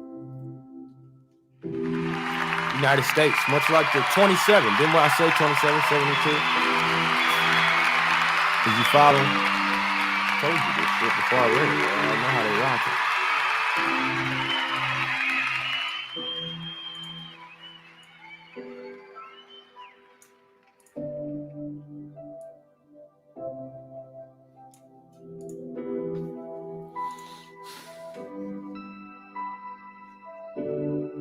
Now that's some whole other Kabbalah shit, because you know these motherfucking real witches and warlocks. Like some of you niggas ain't even, bro. Like I'd be scared of some of the shit I had to read to figure out this shit that I'm figuring out to bring to y'all in the most understandable way that I possibly can. You know what I mean? They can hide the shit, you know, because they know it's me. They know it's me. That's why they be so enraged when I be in the chat and shit. I mean, on the panels and shit. That's why I cook they ass. They be enraged. They know. They know what flag I'm flying.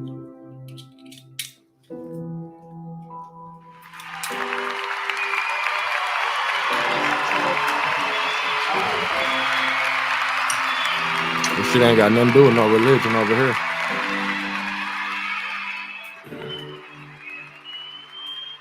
We know who we are. And that's why, you know, it's gonna become clear if you tune in and watch at least the next 4 to 5 upcoming live streams. I don't give a fuck what they about. The Illuminati hotline shit, it's gonna be a little more out there shit, you know what I'm saying? But it's all connected to the same history, these same people. If I know of any 68 abolitionists who was a 73, all right, it's a new one, stranger or traveler, trading with 100, trading with 100. Oh man, I'm so motherfucking 100, man. Who taught y'all this shit? The 100 is the Negro. I mean, I'm 100, man. Who taught us that? Could they say in his book in 1861, The Shadow Government, that the 100 is the Negro?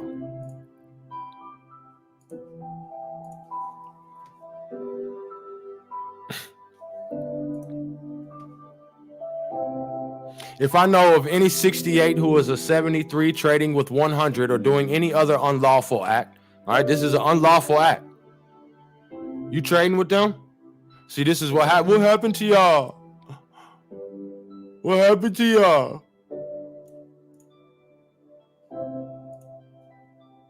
If y'all had so much power, what happened?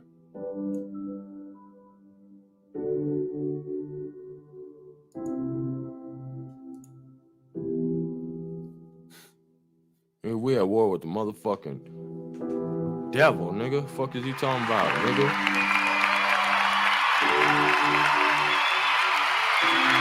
Stupid motherfucker.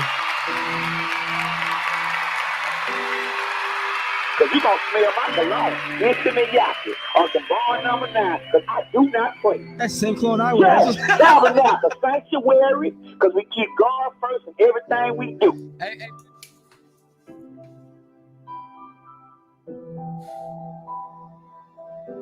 He said, if I know of any 68 who is a 73 trading with 100 or doing any other unlawful acts, I will at once inform all 57 in my country. Shall call the 57 a meeting council that proper steps may be taken for 74. His exposure.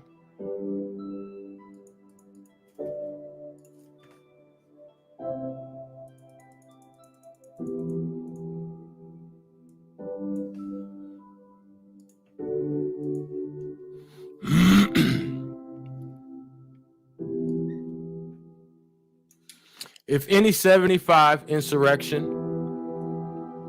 shall be started, and it comes to my knowledge, I will do all I have promised above. Or should my state or any other 76 southern state be 77 invaded by 68 abolitionists,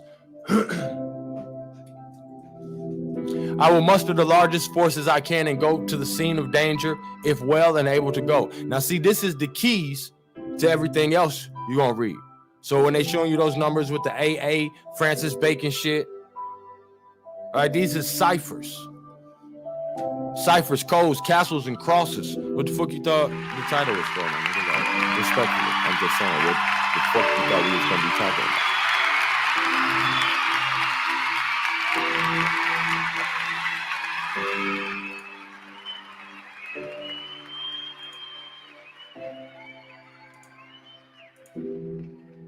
Makes me think I'm crazy. I ain't the crazy one.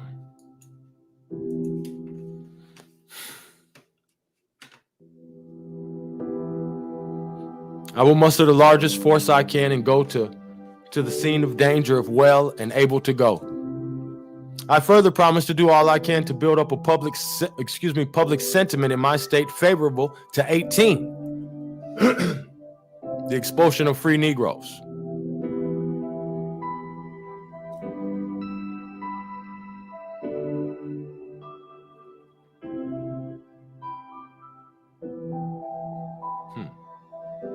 Because now I'm looking at these numbers, man. This is a key. I'm going to rewind the video and write this shit down. This is a key to a whole bunch of shit. A whole bunch of bullshit. And I might include another video depending upon how this live stream go. These motherfuckers ain't going to let me see more than 50 motherfuckers in here. You know what I'm saying? For the time being, until I contract with them. I got a contract with the 33. All right.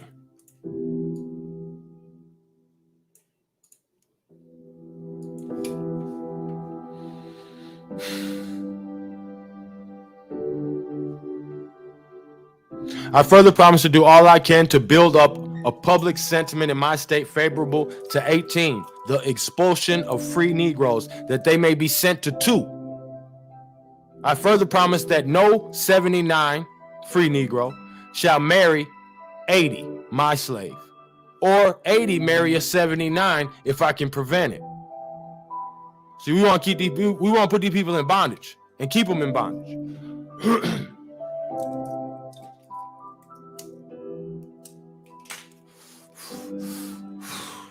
I also promise to report to the Governor General of the state the names of all Roman Catholic ministers in my county, as well as of all 31 Northern teachers, and no 69 foreigners or 68 abolitionists shall ever receive this degree if I can prevent it. One negative vote only being necessary to reject anyone from receiving this degree, which vote must be taken before the candidate has been approached.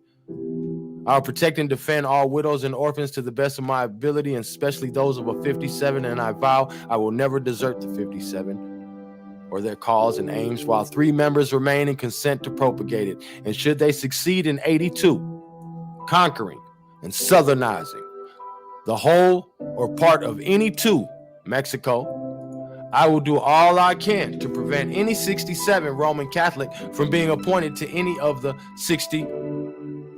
any office of profit or trust, and even in the 72 United States. I will also give the preference to a Protestant, and especially to a 57 Knight of the Columbian Star. I will do all I can as an honorable man to make a 58 a slave state of Mexico too. As such, I will urge its 83 annexation to United States. Otherwise, I will oppose it with equal zeal. Now, let's see the map of Mexico, 1861. Let's see if he lying.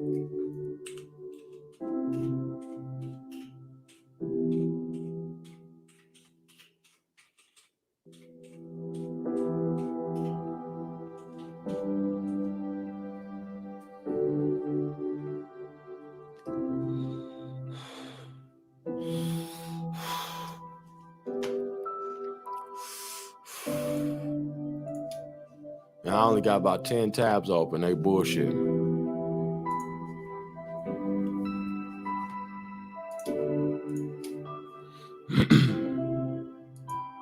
It take this long. Niggas are gonna look it up on their own. Look. No, it just went blank. Oh, I ain't put nothing in there, y'all.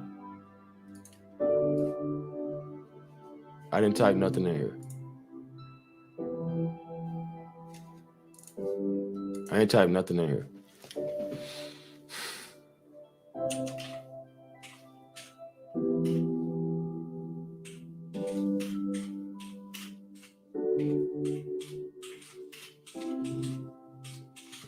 Fuck.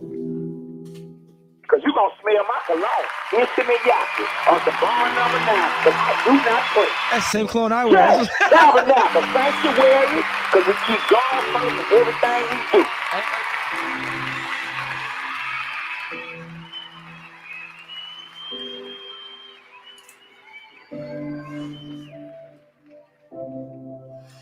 So that's a succession, because it's from succession from 1834 to 1861. So I guess I should have started at 1834. This is Mexico after 1848. This territory lost by Mexico in 1848. Texas between 1836 and 1848. All right, so all of this, 1, 2, 3, 4, 5 states.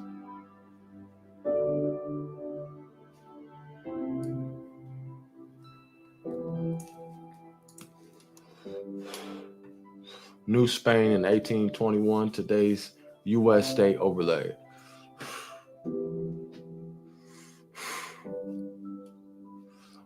All right, so in 1821, this was all New Spain. All right, pre-KGC.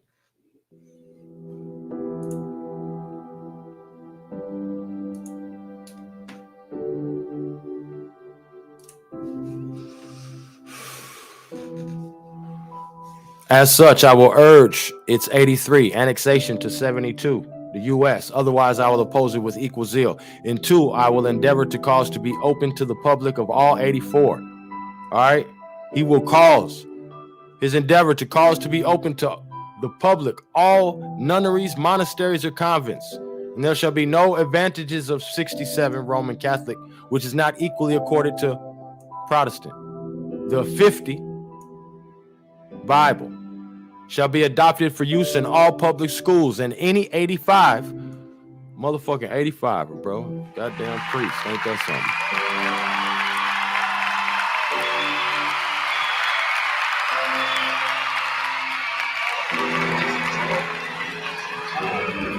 What's this guy's name? It's something Hawk. And it may sound stereotypical, but dude looks like he's done some time, and sounds like he's done some.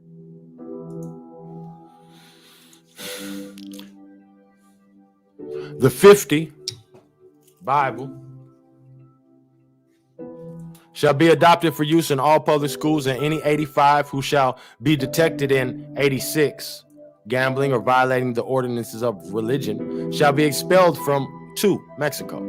Any minister holding any place under the government must be 60 a Protestant. All civil places of prominence shall be given so far as my influence goes to 57 Knights of the Columbian Star. When these are supplied to the 18, the true faith, then to the 1, Knights of the Iron Hand, I will advocate the establishment of a 63, a government, which shall place the power in the hands of the most educated and moral, and oppose the recognition of any 87, Negro, mulatto, Indian, or mixed blood to citizenship.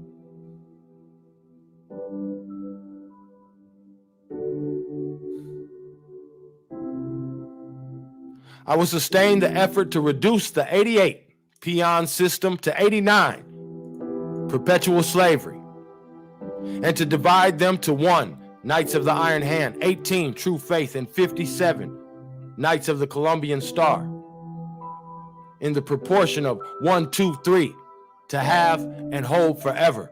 But the same law shall be enacted for their protection as are recognized in every other 58 slave state. until the whole civil, political, financial, and religious reconstruction of 2 has been completed. I will recognize a 90 limited monarchy as the best form of 63 government for the purpose in view, since it can be made strong and effective. To prevent the entrance of any 68 abolitionists into Mexico, I will sustain a passport system, and any and every 73 stranger or traveler shall go before the customs officer at the port of his entry and there take an oath stating whether he intends to become a citizen, and if so, that he will attain,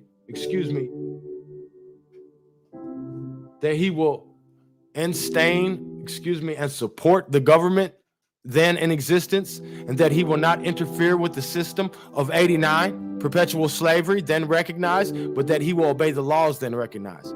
If he be a traveler merely, he shall give up the passport to the chief of police on his entrance into each town, and which shall be returned to him on demand of the same officer when about to leave for another place. And any 73 stranger or foreigner who shall pass or attempt to pass without a passport shall be arrested and expelled from the country, and upon resistance he shall be shot. But every traveler so entering Mexico must be informed of this rule. The successor to the 56, George Bickley, must be over 30 years of age, of Southern birth, liberally educated, of 57, sound body and mind, and married, and a Protestant. He shall swear to carry out this policy to extend 91, it's a new number, slavery, over the whole of 92, Central America, if in his power. He shall try to acquire 93, new number, that's Cuba, and control 94, the Gulf of Mexico. No one else will I sustain, but for such a one who must be proposed by the 95 cabinet minister and elected by all 57 Knights of the Columbian Star, or a majority of them, I will sustain here, there, or elsewhere when the 33 Knights of the Golden Circle cross the 5, new number, Rio Grande. I will do all I can to send in 96, new number, recruits for the Army. And if I should ever cease to be an active worker for the 57 Knights of the Columbian Star, I will keep secret what I know of their real character of the organization. I promise never to confer the degree in any other way than in the way I have here received it. And I will forward to 56 or to the Governor General of this state the name and fees of every candidate whom I shall initiate as governor. In witness, I do voluntarily here in this presence sign by name and PO address. Governor asks, will you sign? Secretary, perhaps you had better hear the whole degree and then sign, for unless we have your entire approbation, we do not wish to commit you to anything. I am well aware that this whole scheme is a bold and daring one that can but surprise you at first, as it did me. And for this reason, I beg to state a few facts for your consideration in the rise and progress of democracy in America. We have seen its highest attainment. In the very outset, it was based on a high religious principles and adopted as a refuge from despotism. In the North, Puritanism melted it and went so far as to leave out the natural conservative elements of all democracies. 97, domestic slavery. As a result, we have presented now social religions and political anarchy. Familiarism and spiritualism. Every utopian idea has numerous advocates. The manufacturer is an aristocrat, while the working man is a serf. The latter class, constantly goaded by poverty, seek a change. They care not what it may be. Democracy unrestrained by 97, domestic slavery, multiplies the manufacturing classes indefinitely, but it debases the mechanic. Whoever knew a practical shoemaker or a maker of pinheads to have man's ambition? They own neither land or property and have no tie to the insidious of this country. The Irishman immigrates and the Frenchman remains at home. The one who hates his country, the other adores his. The Frenchman is a slaveholder and a man. The Irishman is a serf and an outcast. The South is naturally agricultural, and the farmer being most of time in the midst of his growing crops, seeing the open operation of nature, his mind expands. He grows proud and ambitious of all around. Blah, blah, blah.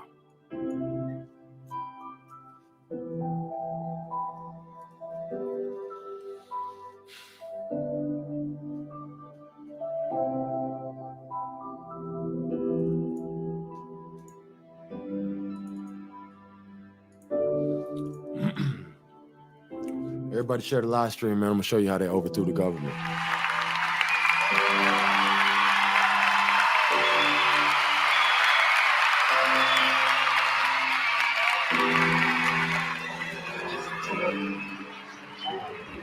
What's this guy's name? Something Hawk.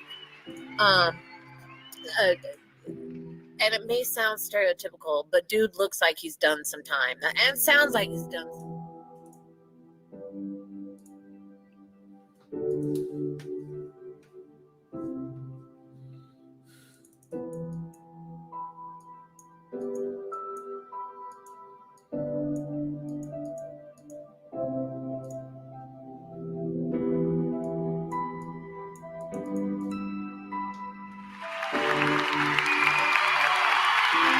Cause you gonna smell my cologne. Intimidate on the bar number 9. Cause I do not play. That's the same clone I wear. Yes, tabernacle, sanctuary.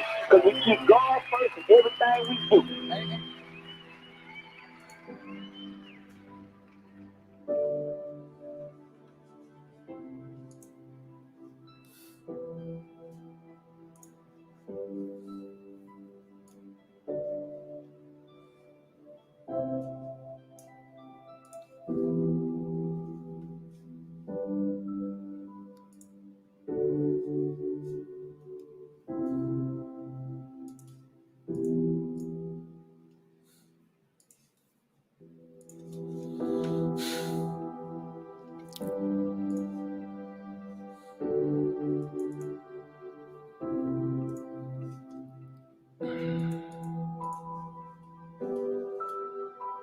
We'll build on that later.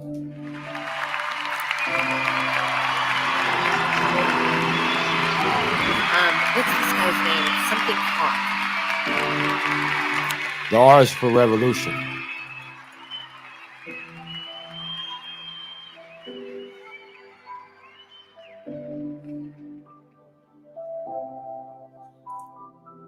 Let's read from here.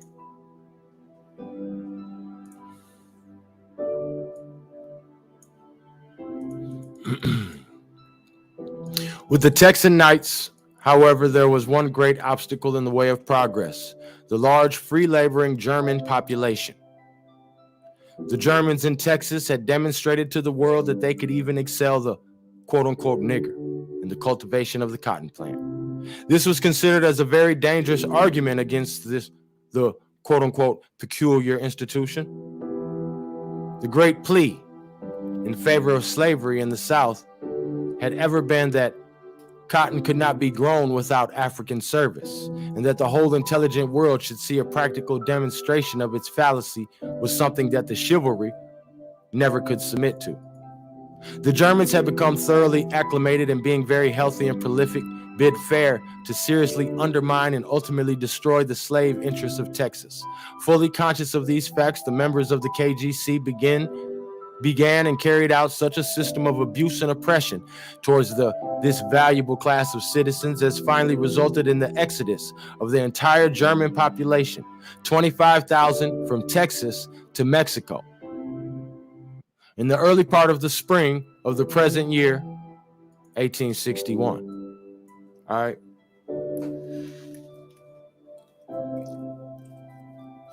Now we see them Germans are still down there. But they Mormons now, and they speak Spanish. All right, remember all this.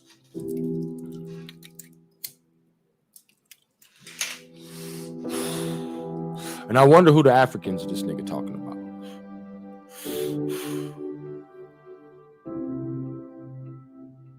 Because that's the first time we seen that.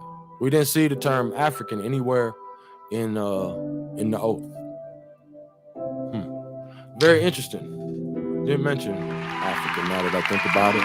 Didn't take any oath against any Africans, did they?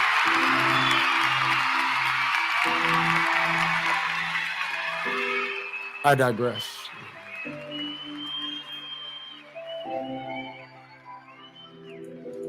All through the year 1859, the Knights were working with unabated energy for the increase of their numbers and the firing of the Southern heart. 1860 found them making great preparations for the presidential campaign of that year.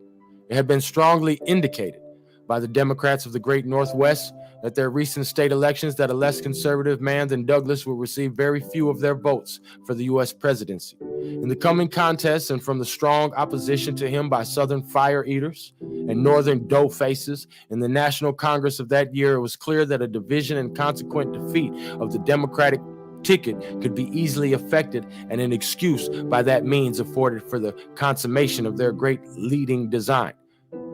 And I want you to remember, before any nigga come comment about some old African shit, bro, this is the fucking a member, nigga. All right? So we ain't gonna get all wrapped up with what the nigga's saying. We just letting him talk himself into a motherfucking grave. May he burn in hell. Press one. Respectfully.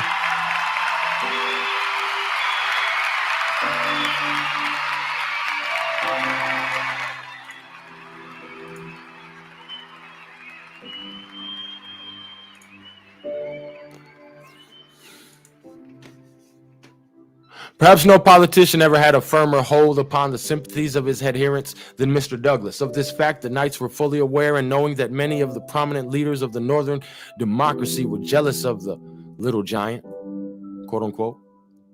It was duly arranged to secure their services both in Congress and the contemplated April convention, to the end of so dividing that body that a sufficient number might be drawn off to form another convention and nominate another candidate. Months before the meeting of the National Democratic Convention, men of the Yancey stripe had literally sworn in castle. All right. So now you know what's up with the castle.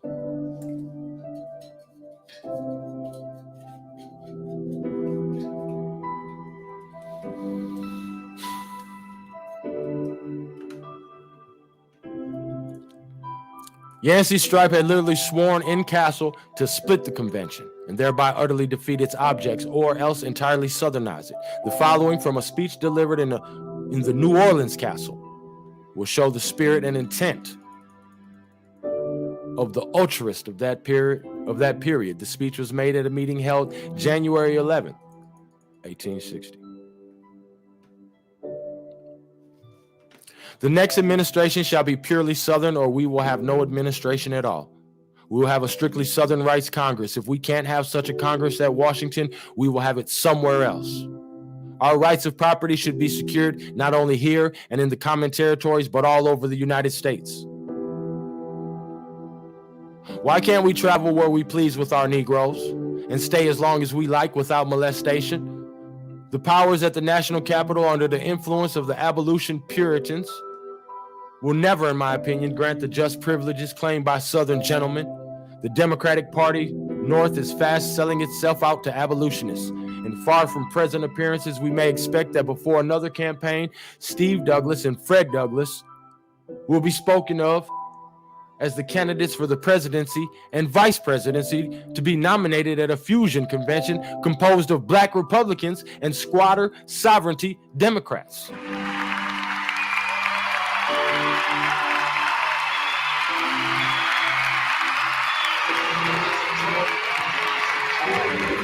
What's this guy's name? It's something Hawk. And it may sound. See, they Negroes is them Africans that they was grabbing up with they 6 ships. See, because they had ships that was grabbing up niggas off the African coast. All right, we already did that in the other bill, didn't we? Maybe I just read it and just remembered. No, I read it to y'all. I think it was on somebody else's live stream though. I think it was on, it may have been. I don't know. If not, then I'm gonna do a video just on that, because I'm doing some new shit. So you'll see, just stay tuned. But I'm gonna get some of these readings more concise and shit, you know. Turn up. But he's worried about the Black Republicans and the squatter sovereignty Democrats. All right. We're talking about them scallywags, friends of the Negroes. Remember?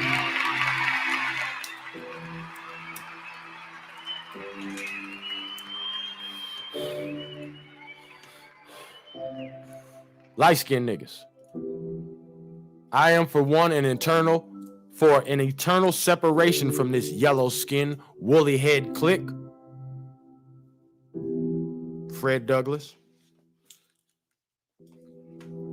I am for an out-and-out Southern man in 60.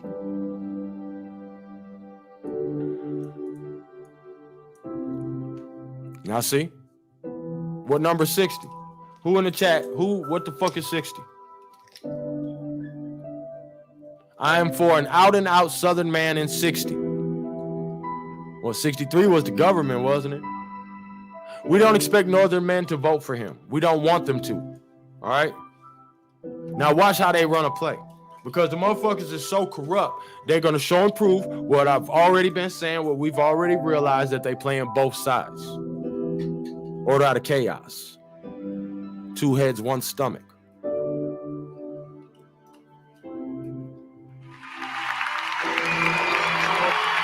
Cause you gonna smell my cologne. Intimidate on the bond number 9. But I do not play. That's the same clone I wear. Tabernacle, sanctuary, cause we keep God first in everything we do.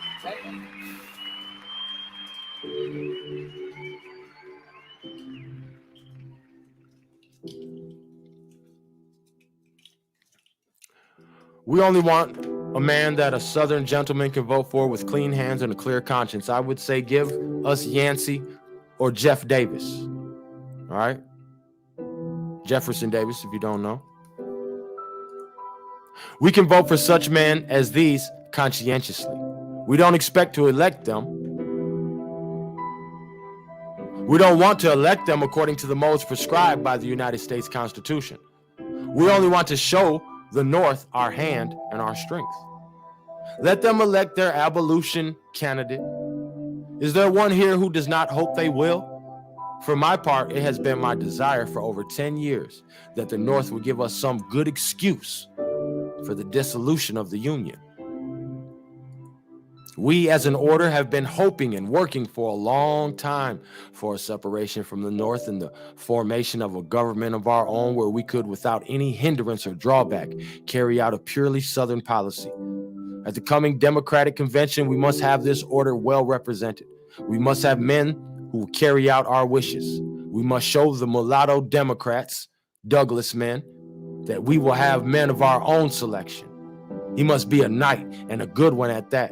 There's little doubt from the present bullheadedness of the Douglasites that this policy will result in the division of the convention and the nomination of two candidates, but that is just what we want. It will only assist the election of the abolition candidate, which, as I have before said, is the uppermost desire of our hearts. In that it will afford a lawful excuse for dissolving a union, which has for the past 30 years been the most formidable obstacle to Southern progress.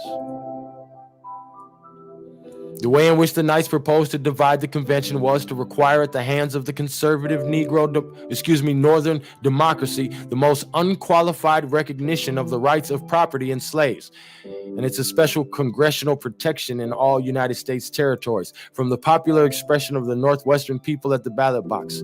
At their recent elections, they knew full well their desire of disruption would be successfully attained by this requirement. In April 1860, the National Democratic Convention assembled at Charleston, and it seemed to be the universal desire of the conservative men to harmonize that body by making every personal concession consistent with what they had honestly believed to be a fair interpretation of the Cincinnati platform. They proposed to lay aside all the differences of the past, say nothing about recent quarrels, and simply adopt the old Cincinnati platform, with the mere addition that the slavery question in the territory shall be settled by the Supreme Court, presuming as they did that the Constitution of the United States, as interpreted by the highest of all judicial authorities, was a sufficient guarantee to the rights of property everywhere. If there had been any desire on the part of the Knights, as nearly all the Breckinridge men were, to forget old differences and reunite the party, they would have readily agreed to this proposition, but no such desire existed among them. Nothing but a full and explicit acknowledgement that neither Congress nor a territorial legislature could impair the rights of property and slaves, and that it was the duty of the federal government and all its departments to protect the rights of persons and property in the territories, and so here ever else its authority extends, would begin to satisfy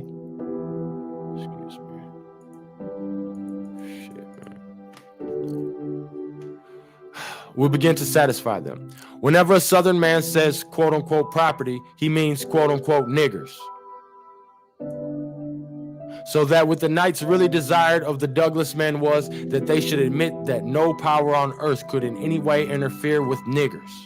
This admission they knew as well before as after the convention would not be made. Every man at all acquainted with the history of the past 5 years knows that Mr. Buchanan was elected upon the principle of non-intervention, and to presume that the conservative men of the Northwest could endorse congressional intervention to the, ridiculous and inconsistent extreme required by the Southern nigger, quote unquote, worshipers in the Charleston Convention. All right, was something that none but fools could do.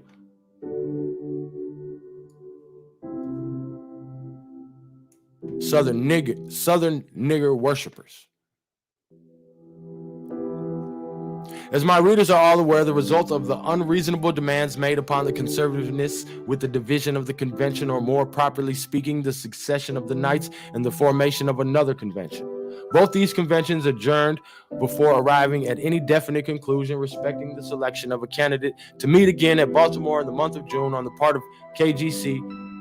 There was not the least intention of trying to consolidate matters at the subsequent meeting by the compromise, of any of their principles, nor did they anticipate any concession on the part of the conservativeness.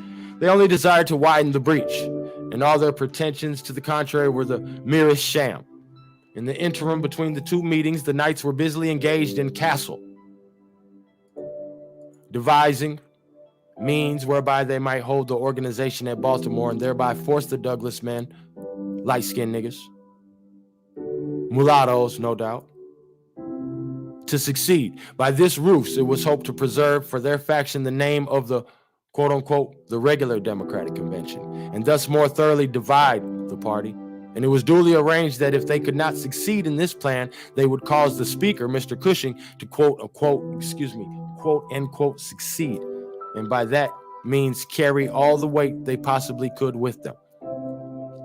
June arrived, and at the assembling of the convention, the Knights found themselves clearly beaten as it regarded their first plan, but the superior activity of the conservatives. By the superior activity of the conservatives. They even came very near being denied a seat in the assembly. They were consequently forced to their last plan as the only alternative. Respecting the movements of the two Baltimore conventions, the reader is doubtless informed, but it may not be out of the way here to present the expressions of those two bodies on the slavery question as found in their respective platforms. Here is what the Douglas Convention said. That inasmuch as differences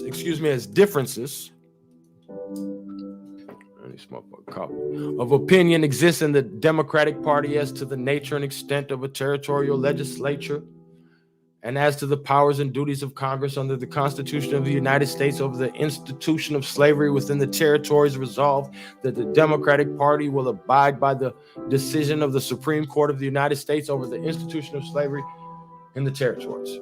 Resolved that it is in accordance with the interpretation. Oh my fucking God, bro.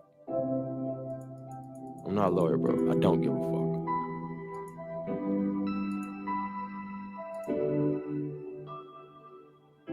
The government of a territory is organized by an act of Congress, is provisional and temporary, and during its existence, all citizens of the United States have an equal right to settle with their property, niggers, in the territory without their rights. So they setting this whole shit up. He said 30 years. They've been trying to goddamn break up the union. All right. It is the duty of the federal government and all its departments to protect the rights of persons or property in the territories and wherever else its constitutional authority extends. So now when you see property, you know what it really means. Niggers.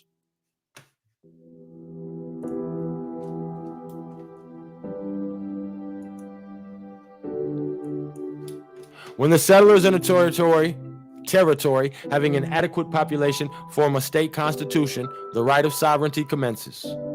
and being consummated by their admission into the Union, they stand on an equality with the people of other states, and a state thus organized ought to be admitted into the federal union, whether the Constitution prohibits or recognizes the institution of slavery. With the exception of the last resolution appended to the Douglas platform. These platforms were both framed in Charleston, and I will remark just here that as it respects to the Breckinridge platform, which of course is all 57s,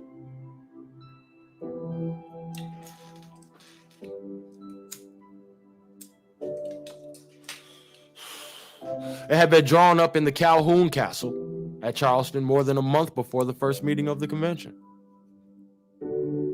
In contrasting the above quotations, it requires no very great degree of perspicuity to determine which is the more conciliatory of the two, nor does it require a very high development of the perceptives to see that the boasted quote-unquote national doctrine of non-intervention, of which we all heard so much in 1856, had been entirely abandoned by the secessionists as a political humbug, and they had fallen back on the old idea, always maintained by the Republicans, that Congress had a right to interfere with the institution of slavery in the territories, and that it was its duty to do it.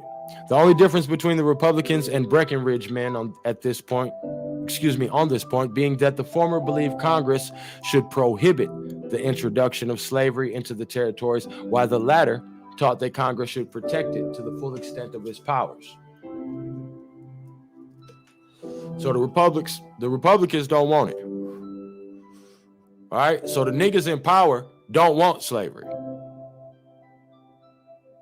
Is everybody, are y'all following me? Are you with me? And I follow me as niggas reading along. The only difference between the Republicans, those are the Douglas, light-skinned niggas, and the Breckinridge men, the 57s, Knights of the Columbian Star, on this point being that the former, which would be the Breckinridge, all right, believe Congress should, the former is the Republicans, all right, because Breckinridge and the former, before he spoke of Breckinridge, would be the Republicans, all right. So the Republicans, the former, the Republicans, believe Congress should prohibit the introduction of slavery into the territories, all right, while the latter, the Breckinridge men, the 57, taught,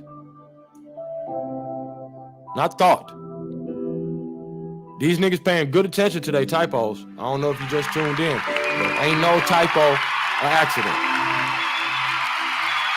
Cause you gonna smell my cologne, instant yaki, on the bar number 9, cause I do not play. That's St. Clair Highway. That was not the sanctuary, cause we keep God first in everything we do. They taught that Congress should protect it to the full extent of its powers. Does it seem remarkably strange that with these facts before the intelligent world, the Knights should dominate the Republican Party, a sectional one, and base their excuse for secession upon its recent success and consequence? In this connection, I will quote from the Republican platform framed at Chicago, May 1860, the following, the 8th resolution of that document. That the normal condition of all the territory of the United States is that of freedom. The United States is 72, right? That our Republican fathers, when they abolished slavery in all our national territory, ordained that no person shall be deprived of life, liberty, or property without the process of law. It becomes our duty by legislation, whenever such legislation is necessary, to maintain this provision of the Constitution against all attempts to violate it. And we defy the authority of Congress, of a territorial legislature, or of any individuals to give legal existence to slavery in any territory of the United States. This resolution may be said to embody the fundamental doctrine of the Republicans, respecting the relations subsisting between the general government and the United States territories. And it will be observed that they are in spirit the same as those of the Breckinridge Democrats, but very differently applied and directed. Now, respecting the Republican idea of the power of Congress to prohibit slavery in the territories, it had the decided advantage of legislative precedent from the earliest periods of our national history to within a few years past, and therefore, if we are to decide in favor of intervention at all, we must go with the Republicans. The principle of non-intervention was certainly democratic. The greatest objection to it, perhaps, was that it was too democratic to be applied to this age and this government. One of the principal causes of the destruction of the Grecian Republic was that its democracy was an advance of the intelligence of its people, and it may be that of late years some of our American statesmen have, in their ambitious desire to attract the attention of the world and leave their mark upon the times, which under ordinary circumstances is commendable, endeavored to lead this nation beyond the capacity of its sovereigns.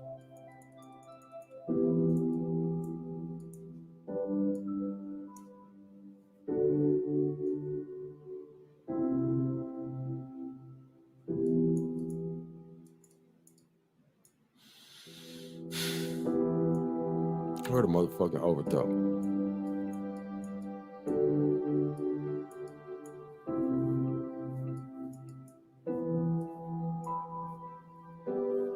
Here's where they're showing how many men they got ready to fight for the overthrow.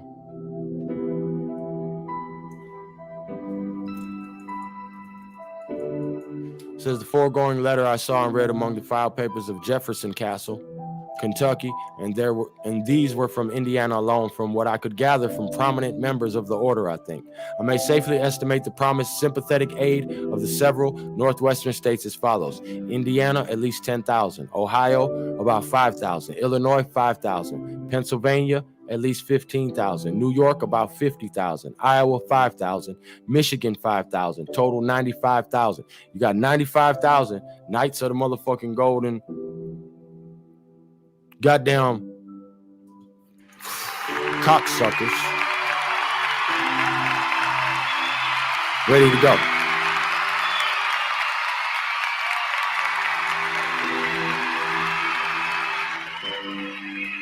They ready.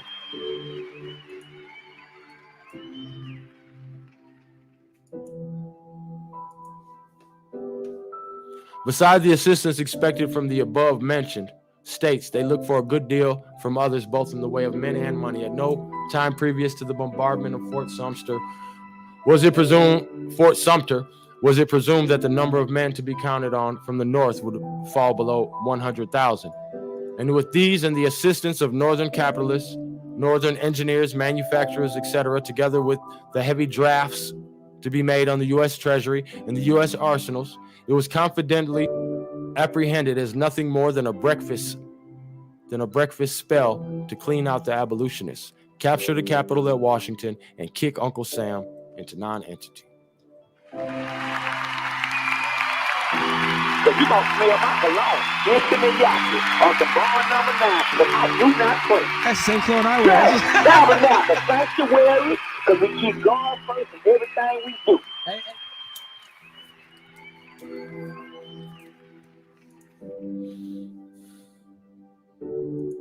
About this time, a new emblem was added to the order.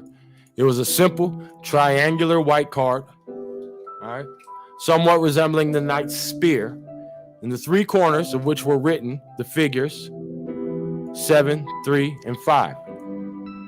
All right, this is page 23. And we saw that emblem earlier in the video. We're going to make them rewind it, tribe. I told you to remember it, nigga. What's this guy's name? Something Hawk.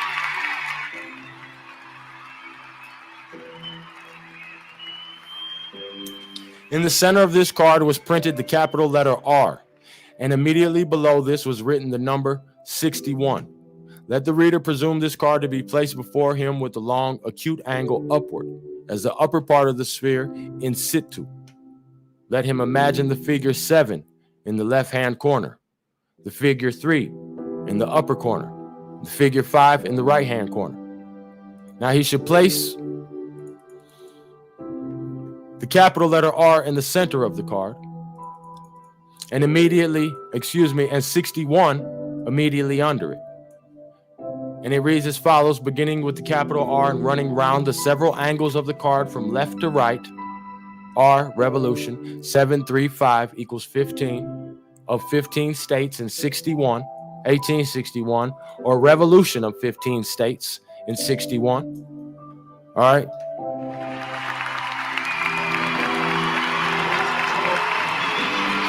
It's all codes. What's this guy's name? Something Hawk. Told you. And it may sound stereotypical, but dude looks like he's done some time. And sounds like he's done some time.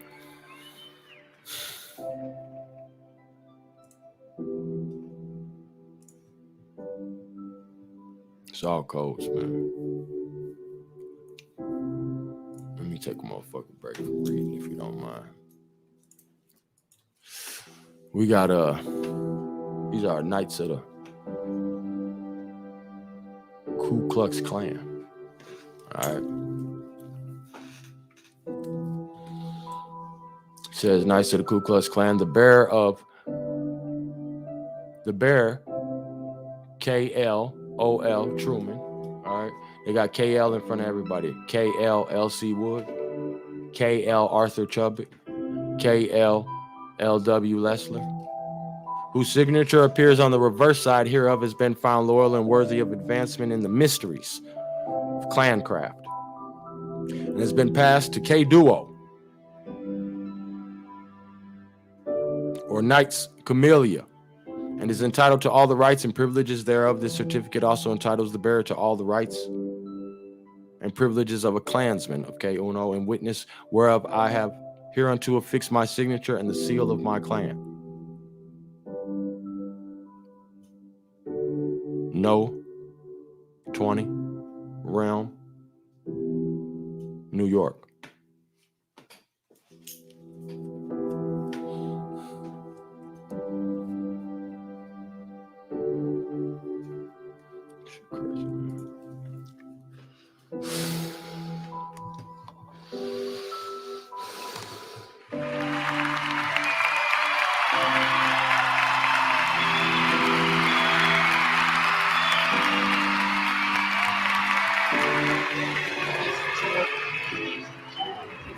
What's this guy's name? Something Hawk. And it may sound stereotypical, but dude looks like he's done some time. And sounds like he's done some time.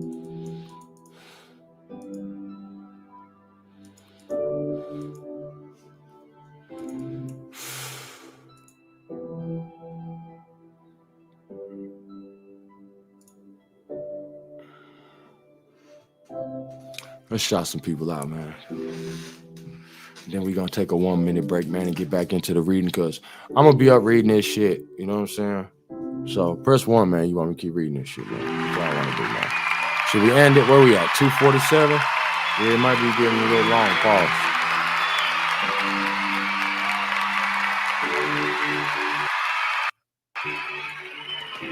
Let's get to the overthrow, and then we'll take a break, man.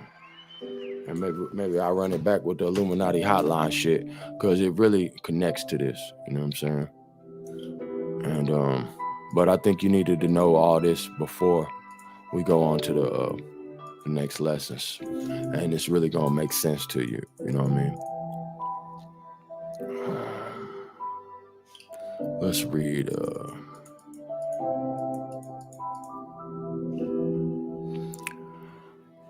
These cards were thrown about the streets and corners of many of the northern border cities nearly 2 months before the election. Let me find something else to put on the screen before they be got down. Let me put that on the screen, dude.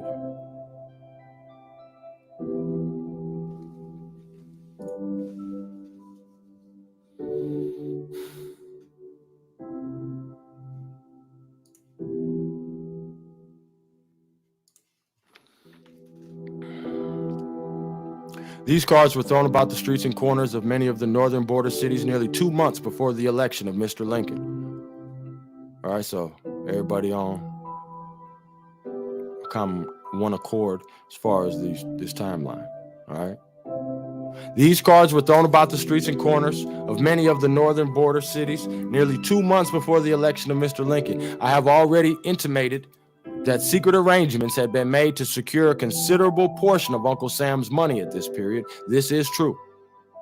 Floyd and Cobb had taken all the necessary preliminary steps for the accomplishment of this object nearly 2 years previous to the time of which I am now writing. plans for securing the arms of U.S. arsenals and possessing all the southern fortresses had been thoroughly matured about 1 year previous. Historical evidence of which is presented in succeeding pages of this work. In addition to the foregoing, by far the larger portion of the regular army had been distributed among various outposts in Texas and Utah, where it was quite out of reach.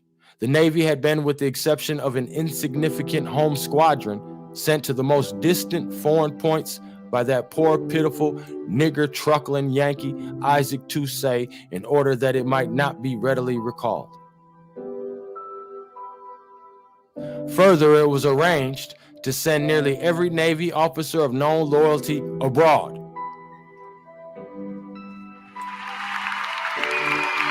I told y'all.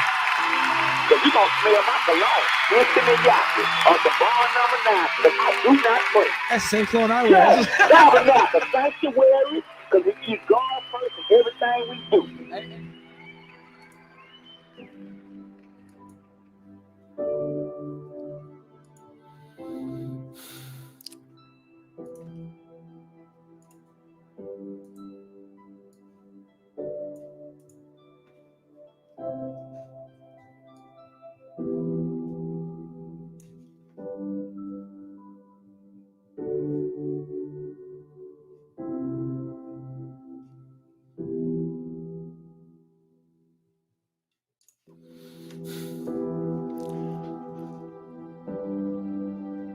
Further, allow me to reiterate.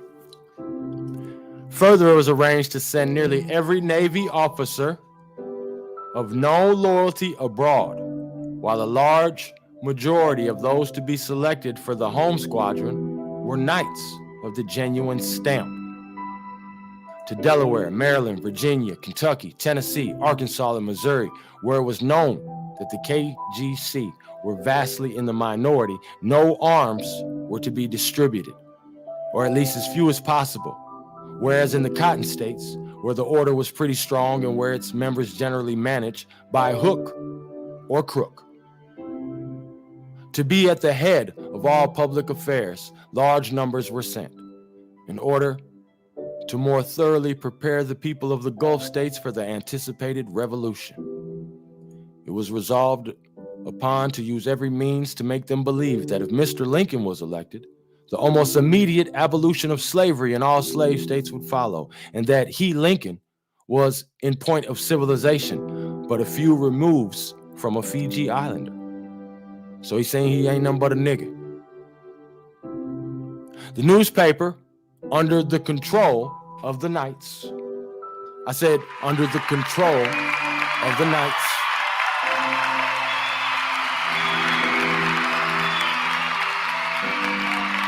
Settle this like you got some plans, so we can get into some gangsters. We can get into some gangsters. the newspaper, under the control of the Knights, were constantly employed in giving the most distorted and unjust delineations of the character of the Republican nominees. Northern editors who wrote despairingly or abusively of Lincoln and the Republican Party were largely quoted from. And in small country sheets, which rarely ever reached a northern or border town, such quotations were miserably garbled and presented to the people vastly more unjust than they were originally. In many of the Gulf states, the common people were fully of the opinion that Mr. Hamlin was a mulatto from the newspaper descriptions they had read of him. Mr. Lincoln was generally believed to be a totally illiterate numbskull, as barbarous toward the southern slaveholders as a Hottentot, and as a dear lover of quote-unquote niggers as a German is of lager beer. It was even currently reported at one time that his wife was a quadroon. Meantime, such a course was to be pursued toward northern men caught up in the South of the slightest Republican tendencies as would stir up the indignation of the northern people. Men were to be tarred and feathered, ridden on rails, ducked in muddy water, and even hung or shot where any sufficient excuse could be had. In short, every species of taunt and insult were to be used in order to arouse and irritate the North so that Mr. Lincoln's election might be all the more certain. The effects of ruffianism in Kansas had proven to them that the more they abused the North, the more intense would be its opposition to that institution, which really does seem to engender, either directly or indirectly, more grossness and brutality than almost any other known to the civilized world. Just here, I might relate a few incidents which occurred a short time before the presidential election, which fully illustrate the truth of what I have just been stating. In Nashville, Tennessee, about the middle of September 1860, they were found wrapped around some books, a few copies of the New York Tribune, in the trunk of a gentleman from Boston who had been teaching music in Nashville nearly 2 years. The mere finding of these papers in his possession was construed by the Knights into, quote-unquote, distributing incendiary documents. His conviction having been fully established by this mere fact, he was conveyed to a duck puddle and thoroughly soaked in its muddy contents. He was then gently tarred and feathered, ridden on a rail all around town, followed by a gang of the chivalry, quote unquote, and finally driven out of town by the locomotive, quote unquote, property, which it was thought his 2-year-old tribunes were likely to injure. So now you got everybody chasing you out of town, because the quote unquote chivalry is a 57, and the property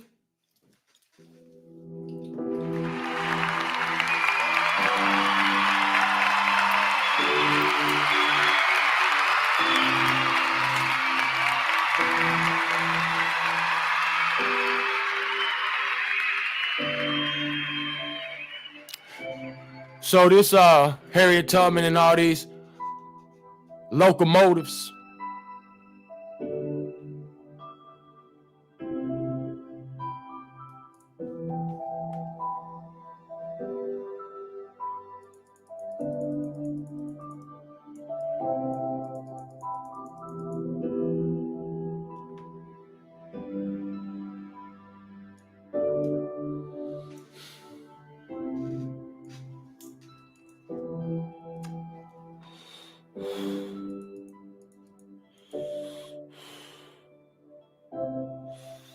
page 25.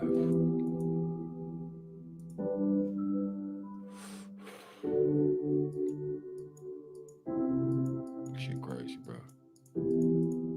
I don't know how niggas still sleep.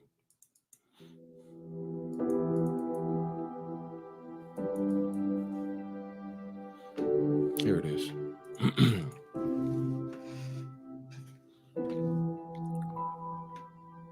He was then gently tarred and feathered, ridden on a rail all around town, followed by a gang of 57. All right. And finally, driven out of town by the locomotive property, which it was thought his 2-year-old tribunes were likely to injure. It's the Underground Railroad. Stay slaves. Another instance, a quote-unquote Egyptian from Illinois who had been on a visit to some of his friends in Tennessee in September 1860 and who had been born and raised in that state was going home per railroad through Kentucky. An Egyptian? Born and raised in Illinois?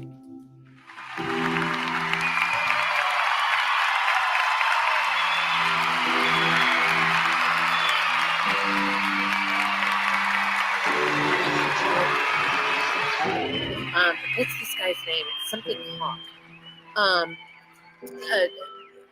And it may sound stereotypical, but dude looks like he's done some time, and sounds like he's done some.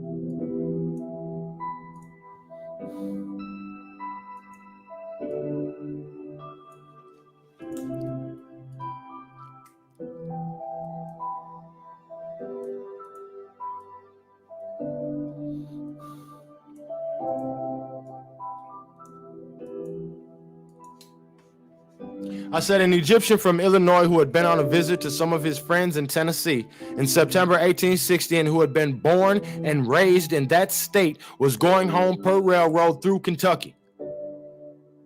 The train was pretty well filled with knights on their way to Louisville to assist in organizing a new castle in that place. Perceiving from his appearance that he was a northerner, they proceeded to cross-examine the quote-unquote Egyptian respecting his politics. Seeing from the complexion of things that the surrounding atmosphere was highly chivalrous, and not being as successful a hypocrite as the subscriber, he endeavored to pursue the non-committal course, but that would not do. They only persisted the more urgently with their quizzings. Finally, he told them very frankly that he must come out. He expected to vote for old Abe, quote unquote, if he lived to the coming election. This acknowledgement was the signal for his hisses, groaning, jeering, etc. And finally, one of the crowd attempted to pull his nose. When he pulled off his coat, drew himself up a la Heenan, and swore most lustily that if they undertook anything of that kind, he would thrash the whole damn carload. Fortunately, the conductor and one or two other genuine Kentucky gentlemen induced the KGC to desist their more than heathenish conduct. But still, they could not give the job up entirely, and when the train stopped at the next station, they induced the women and children from the adjoining cars to come and look at what they called the quote-unquote Lincoln animal. I did not learn whether they charged an admission fee at the door, but understood that many of the quote-unquote youngins considered it a very rare exhibition. And still another case, Judge Blank of Greencastle, Indiana, was visiting some relatives in the western part of Kentucky in the latter part of September 1860. Fuck all they little accolades.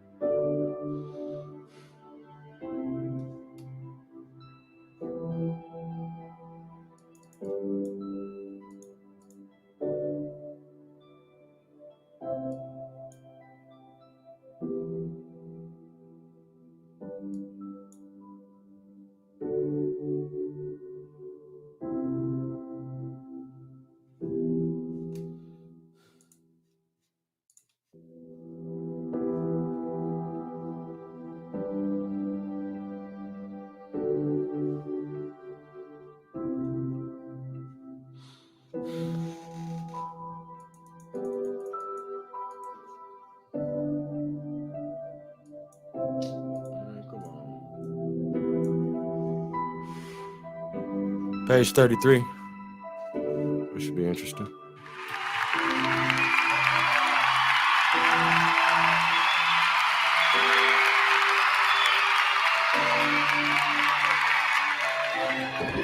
What's this guy's name? It's something Hawk.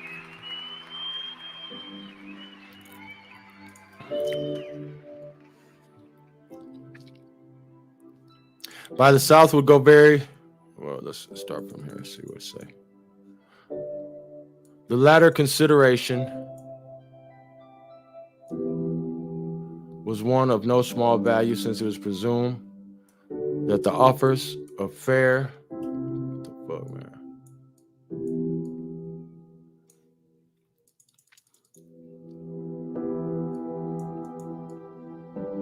Fair adjustment by the South would go very far to strengthen and increase their friends and disarm their foes in the North.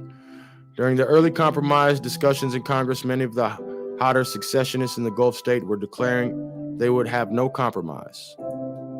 But Jeff wrote them to be still and allow things to work as long as they would work. As by that means, much valuable time was to be gained, the injunction was obeyed. Finally, a peace conference was called. I don't want to read that shit. Fuck that, man. 833, press 1. I want to get to the overthrow.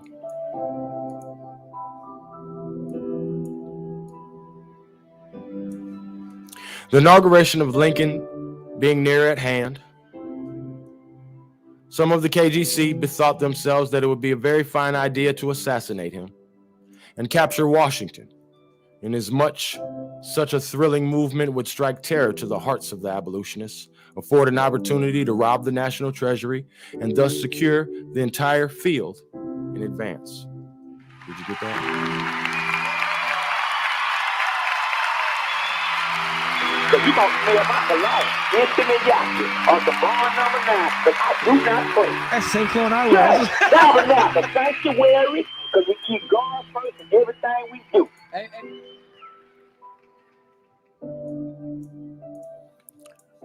I said the inauguration of Lincoln being near at hand, some of the KGC bethought themselves that it would be a very fine idea to assassinate him and capture Washington. Inasmuch as such a thrilling movement would strike terror to the hearts of the abolitionists, afford an opportunity to rob the national treasury, and thus secure the entire field in advance. I am ashamed to own that there were not a few sneaking devils north of Mason, Dixon line, who counseled this diabolical policy and promised assistance in its prosecution. Now, had it not been for the encouragement given them from northern quarters, the southern castles would never have matured the plan for the capital seizure as far as they did. The plan alluded to, of which the people of the country generally had several hints, was as follows. About 1,000 men armed with bowie knives and pistols were to meet secretly at Baltimore, where they were to secure the services of the Plug Uglies. Thence they were to proceed to Washington on the day previous to the inauguration and stop at the hotels as private citizens, after which their leader was to reconnoiter and select the most effective mode of operations on the succeeding day. Reconnaissance, nigga. The scheme was not encouraged by Jeff Davis, as he was not yet quite crazy enough to think that a few dozen of the chivalry, quote unquote, could terrify the whole world by one demonstration. All right. Real devils. Wigfall, however, thought it a capital idea in more senses than one and urged its vigorous prosecution. Fortunately, the plot was discovered to some extent in time to give General Scott an opportunity to present some very forcible and with the KGC decisive arguments against it. I know the governor of Maryland tried to make it appear that no contemplated plan for the assassination of the president-elect existed, but he really knew about as little of the matter as Mr. Lincoln himself. And had he known it, would doubtless have done all in his powers to conceal the matter when he saw the preparations being made to prevent it, in order to preserve the fair fame of Baltimore. Finally, the day for the inauguration, March 4th, 1861, arrived in the presence of Scott's U.S. troops in the grim appearance of his flying artillery.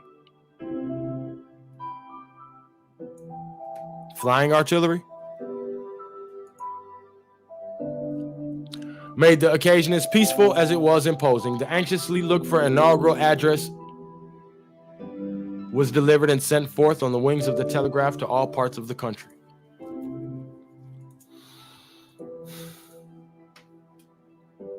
In the South, it was received as, quote unquote, a coercive document, while in the North, the majority regarded it as a conservative exposition of policy. Even the majority of Northern Democrats with whom I had an opportunity of conversing thought the president could have said no less than he did and abide by the Constitution. The mere intimation contained in the inaugural speech that the laws would be enforced was all the knights desired. This was, quote unquote, coercion enough for them, and in their estimation, no epithet was too contemptible to apply to those who endorsed it, whether living north or south. Here was another chance to sweep loyal Southern men from the position of honor into the succession hell. After Mr. Lincoln's inauguration, one of the first questions for him to settle was, what shall we do with the Confederates and the forts? A question more difficult of solution never came before an administration. Mr. Floyd, Buchanan's Secretary of War, had devoted about 1 out of the 4 years of the preceding administration to the removal of arms in large quantities from the northern and border slave states to the 6 cotton states, while Toucey, the then Secretary of the Navy, had sent the large majority of our available ships off to war to distant foreign stations, so far off, in fact, that they have not even at this date I am now writing returned. Where they went, Algeria.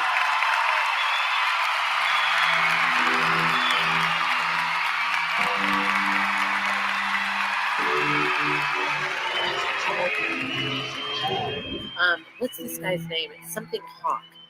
Um, uh, and it may sound stereotypical, but dude looks like he's done some time. And sounds like he's done some. Oh, man.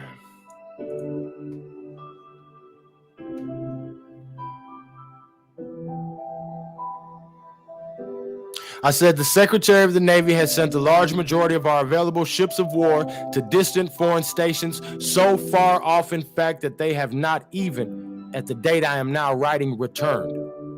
Charleston rebels had garrisoned Fort Moultrie and erected the most powerful and effective batteries all around Sumter, supported by a force of 7,000 men. In all 7 succeeded states, men by thousands were being mustered into the quote-unquote Confederate service. Drilled and equipped for war and more deplorable than all else, there were scores of men in the loyal states who declared they could not support Mr. Lincoln in a quote-unquote coercive policy. In short, the new administration was literally tied hand and foot, and the most that it could do was await the course of events and take opportunity by the forelock. Lest some person should doubt the truth of the allegations I have made against Floyd, I have thought it well to present the proofs. The following is from the Richmond Examiner, a Southern paper especially devoted to the cause of secession. The facts we are about to state are official and indisputable under a single order of the late Secretary of War, the Honorable Mr. Floyd, made during last year, 1860. There were 115,000 improved muskets and rifles transferred from the Springfield Armory and Walter Vliet Arsenal to different arsenals in the South. The precise destination that was reached by all these arms, we have official authority for stating to have been as follows. Charleston, South Carolina Arsenal.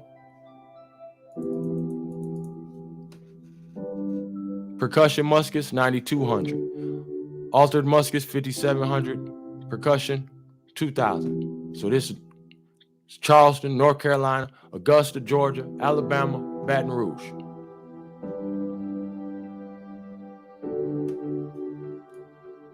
Total number of improved arms thus supplied to 5 positories in the South by a single order of the late Secretary of War was 114,860.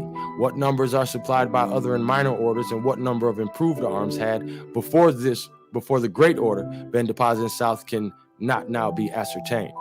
Besides this, a Memphis paper gives the following list of quote-unquote seizures of federal arms by the Confederates, other than those in Floyd's list. Baton Rouge, 70,000. Alabama, 28,000. North Carolina, 30,000. North Carolina, 35,000. Charleston, 23,000. Norfolk, 193,000 seized. All right. Thus, it appears that nearly 300,000 of the best arms of the federal government were put within the reach of its sworn enemies long before the election of Abraham Lincoln to the presidency. And yet there were men among us pretending to be loyal, who up to the very day of Sumter's bombardment declared the South only wanted her rights, that she could be easily compromised back into the Union, and that it would be a fratricidal crime to coerce her. According to the advanced views of this progressive age, it is very wrong to coerce a regularly organized band of burglars and robbers to justice. I presume that if the devil was to lead his impish legions to the very portals of paradise and threaten to bombard the New Jerusalem, it would be very coercive in Jehovah to send Michael and his army to repulse him.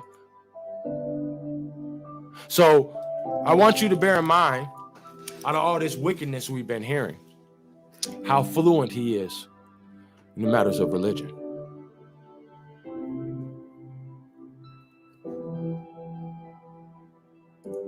Time progressed, and it began to appear that Lincoln's course was to be a peaceful one. This had the effect to induce the Union men of the South, for there were yet many there, to believe that perhaps a brighter day was ahead. In fact, the Union feeling was becoming so strong from the lapse of excitement that toward the close of March, Union flags were raised in Mobile and Natchez. The Knights were not blind to this reaction. A little time and reflection they knew would ruin their enterprise. Meantime, many who had been coerced into Castle were withdrawing, and it became clearly obvious that without some new excitement, the cause of the devil would suffer a most inglorious defeat in Alabama, at least. I said the cause of the devil. Did I say devil? the cause of the devil would suffer a most inglorious defeat, in Alabama at least.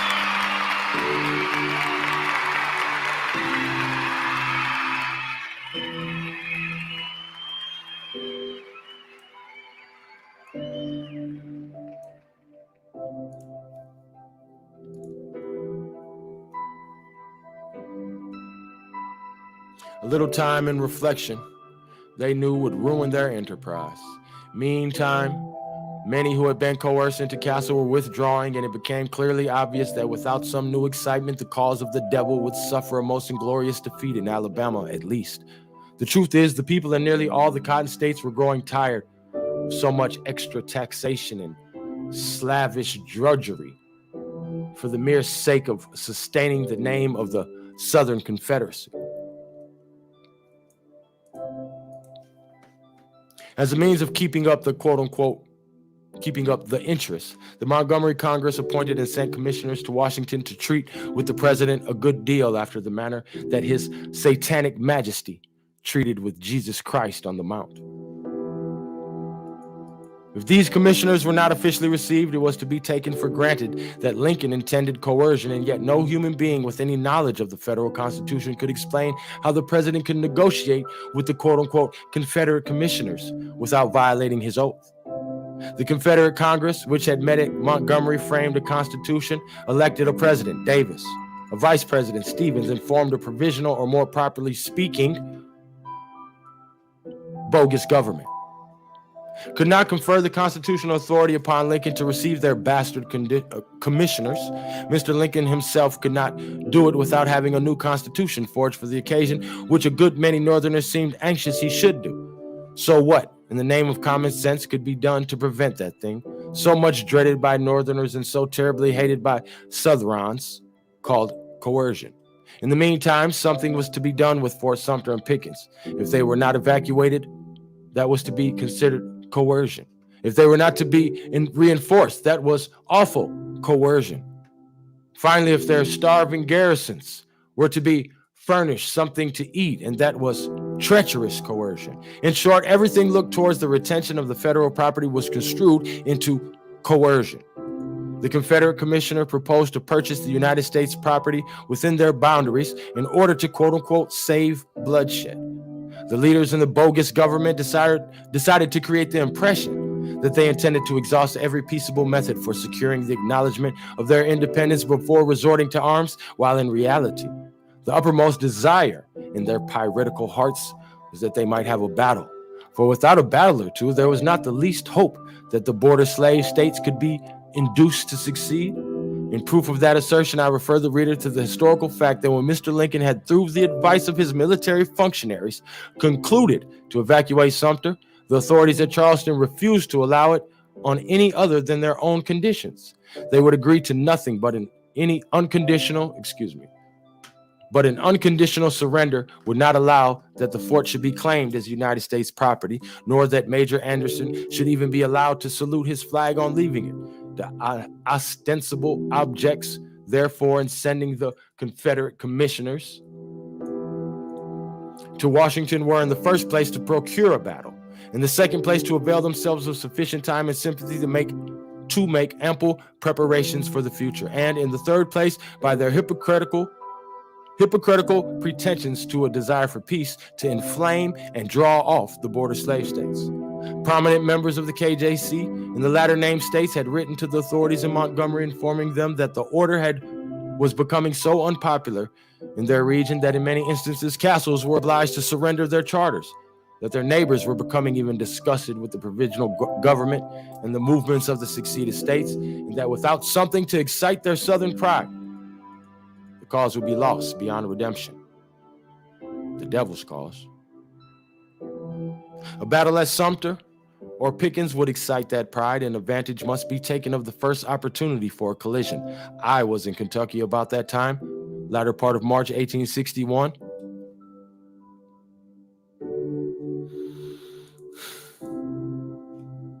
And many of the best citizens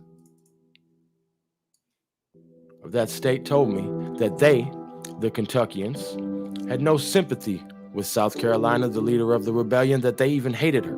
but that in case of a coercive policy on the part of the federal administration, state pride would carry them with her. Southern pride is a thing of remarkable sensitiveness, so sensitive, in fact, that when wounded, it induces men who pretend to be very intelligent to overlook all their political, social, and personal interests for the mere sake of resentment. This shit is getting fucking boring. It's toxic as shit. And that's not even the part I read. Like, they so corrupt, they doing so much fuckery. That wasn't even the part I wanted to read to you.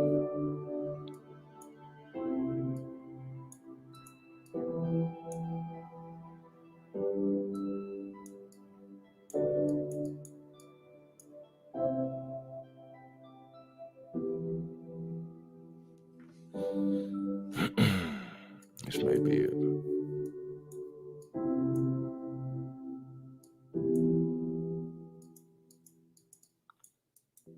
So they everywhere.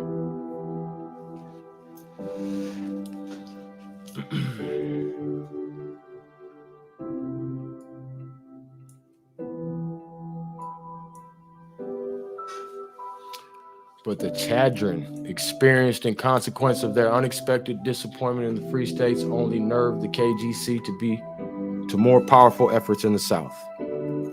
So now we see the German word in the text. The dragon, the dragoons.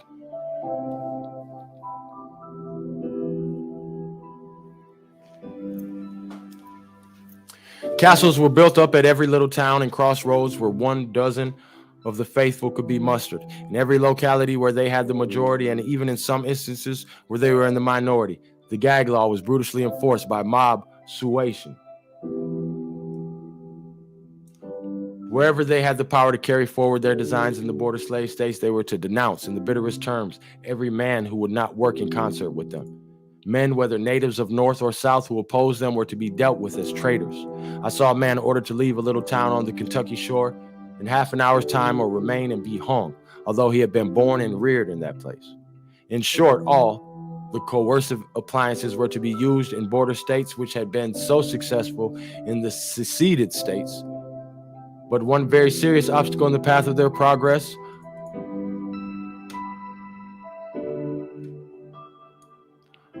was a strong and decided stand which some of the ablest and most influential of their own statesmen were taking in favor of the Union. Such men as Prentice, Harney, Guthrie, Dixon, Brownlow, Johnson, Nelson, and others of that class stood greatly in their way. These were meant to be feared far more than the northern foes for their talents and influence in the South being commensurate with their patriotism. Their blows at the snake of secession were powerful and effective.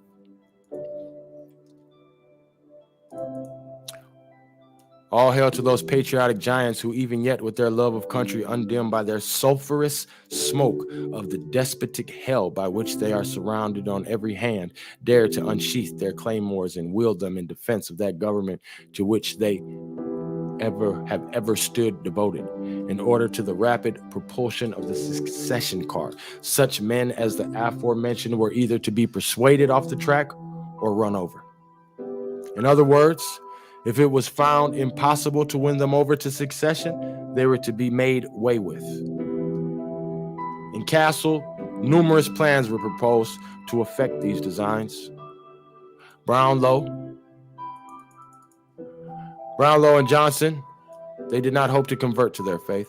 Consequently, they were to have their quote-unquote lights put out. But it was thought that possibly by getting up a strong outside pressure such as Prentice and Guthrie might be induced to recant. In fact, there were scores of knights who, notwithstanding their newborn zeal in the cause of the devil, still loved Prentice.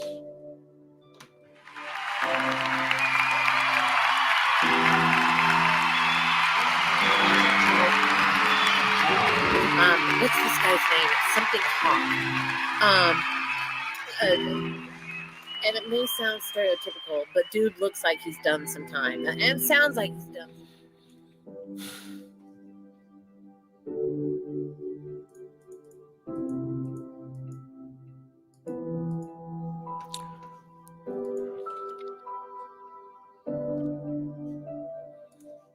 Hey man, say man.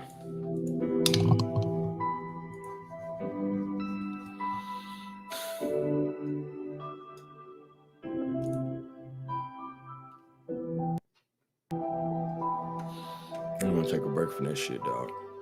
Now y'all see why I got a headache. Cause them spirits be on that shit, bro.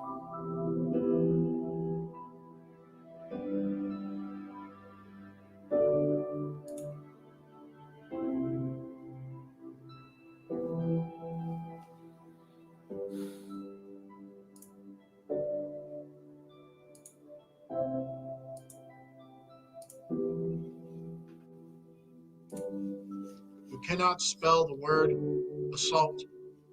Can you imagine a judge that, well, goes on vacation, goes to China, buys silverware and prostitutes with American taxpayer money? Can you imagine a police officer who cannot question witnesses separately, but does it all together and coordinates an effort to, well, railroad an individual he doesn't like? Can you imagine, well, mayors taking bribes for construction contracts, other contracts, in order for him or her to buy a yacht and retire a millionaire? Well, if you can imagine these things, well, you've just imagined Freemasons in Chicago. Let me tell you more about it. Freemasons in Chicago are considered a fraternal group, which obviously has hidden spiritual and religious rights, and who are a secret society of persons who hold various positions from government, law enforcement, business owners, and etc., and etc. The main Freemason groups in Chicago was the Knights of Columbus, who are a group consisting of Catholic Freemasons. Yes, Catholic Freemasons. I was told that the Catholic institution, well, frowns upon individuals joining Masonic lodges, but apparently, Anyway, Knights of Columbus. Also, the other groups of Freemasons are the Rotary Clubs, Scottish Rite, Lions, Elks, and Shriners. The two most powerful Freemason groups in Chicago are the Knights of Columbus and the Scottish Rite and Prince Hall Masons. And many of them are centered right there in the city of Chicago. Many of these Masons also include church ministers, administrators, Chicago politicians, Chicago business leaders, and community watch leaders. Various other individuals that, well, shouldn't have that much, well, stake in the matter, considering they're part of a secret society. Here's the thing about it. Freemasons of different lodges recognize each other by way of handshakes, hand signs, and passwords. Despite their claim as being a non-religious fraternal order, the truth is they operate much like a religious pagan order, having secret rituals, secret oaths, and secret meetings. And one of the requirements of being a Freemason is that you have to believe in some sort of deity. Doesn't mean God, just some deity. Freemasons, even in Chicago, are known to enjoy favors, deals, and privileges other citizens could not or do not enjoy. And the Masons, make no mistake, are not a misunderstood fraternity of men and women, but are indeed powerful and can and do get away with murder and other various crimes so easily, in fact, that the people most of the time will hardly even notice it. That's the reality of it. You see, here's this thing. I do not believe in white privilege. I think that's a myth. In fact, I think that's completely untrue. I do believe that secret societies do have certain privileges that other citizens don't. There are over 300 million Americans. Only 1.5 of them are Freemasons. And that 1.5, well, they enjoy a lot of privileges indeed. And that 1.5 aren't just what you call white, but they consist of other cultures as well. And as a collective secrecy, well, many of them often get away with things that aren't even on your primetime news programs. Somehow it just doesn't make it there. You would be surprised at the kind of people who are Freemasons based in Chicago. It includes people like Jesse Jackson, the first governor of Illinois, several Chicago mayors like Harold Washington, Cubs legend like Ernie Banks, Bobby Rush, legendary comedian Richard Pryor, actor Bill Murray, and many others. In fact, the very creation and building of the city of Chicago was credited and done by Freemasons, as far back as the mid to late 1830s and also by the 1840s. Freemasons were the most powerful people in Chicago, and in fact, they still are to this day. That hasn't changed. Many of Chicago's oldest buildings, landmarks, and historic buildings were also built by Freemasons. Institutions like the Chicago Board of Education, the Fraternal Order of Police, the City Hall building, the Courthouse building, Rush Medical College, Masonic Hospital, Chicago Unions of Construction and Transportation, and etc. were all created by Freemasons. People like Mayor Long John Whitworth, the founder of the Republican Party, was a Mason based in Chicago, along with some of the leading names of Chicago.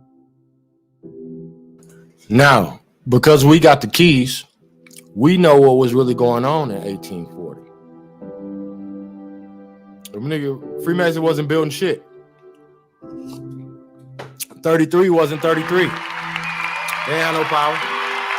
It's all cap. They wasn't building shit. Them devils.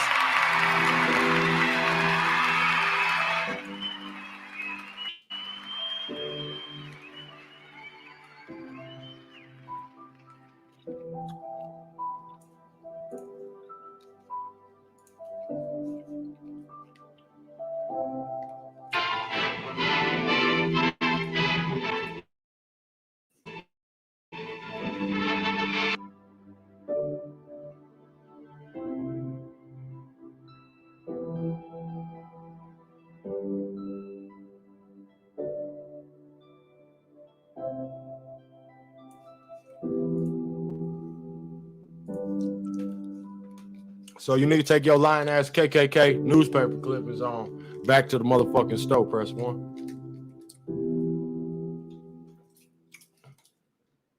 Because you're going to smell my cologne in Simiyaki on some bar number 9, because I do not play. That's the same cologne I wear. Yes, Tabernacle Sanctuary, because we keep God first in everything we do. Hey.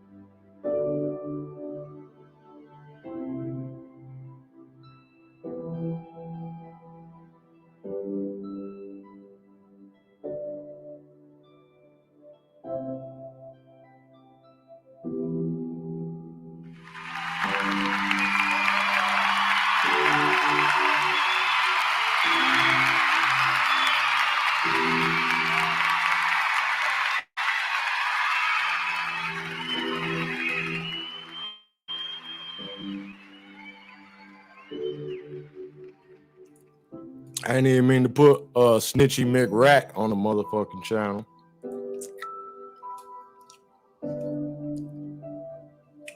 I got something for y'all.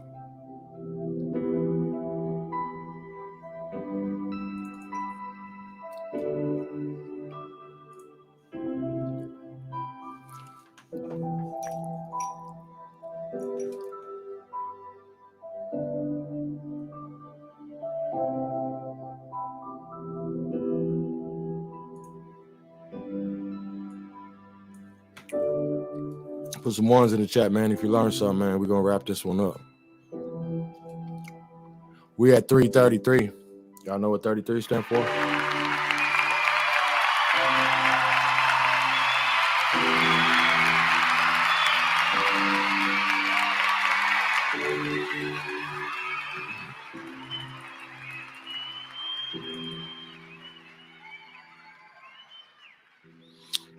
And before we wrap it up, I want to Transmission complete.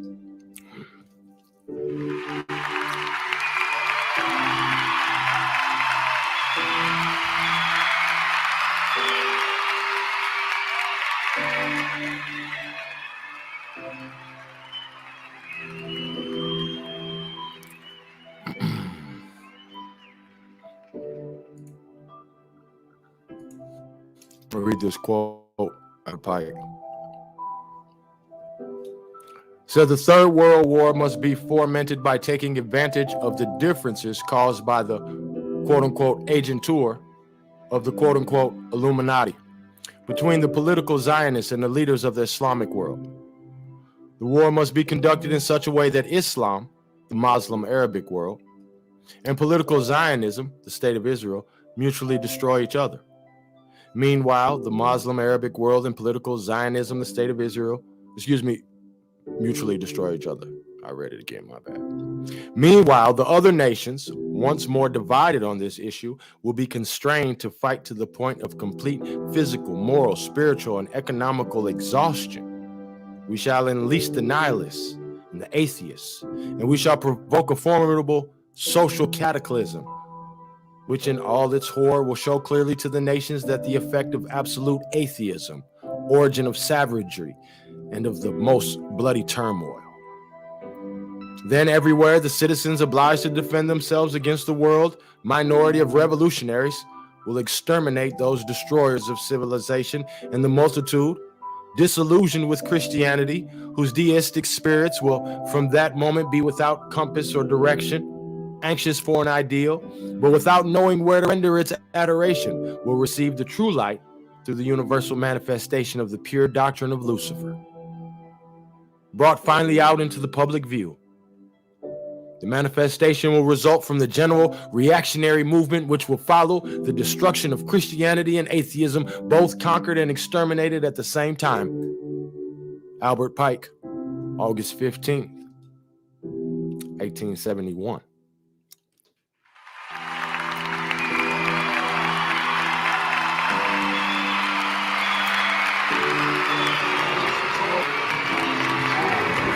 What's this guy's name? It's something Hawk. And it may sound stereotypical, but dude looks like he's done some time. And sounds like he's done some.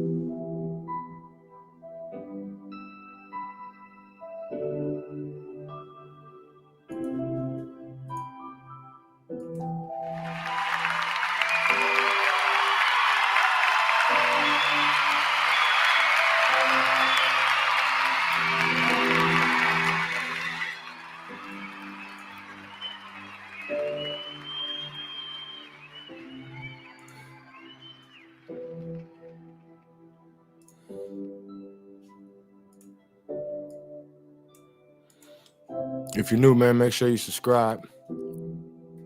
Illuminati Hotline on the way.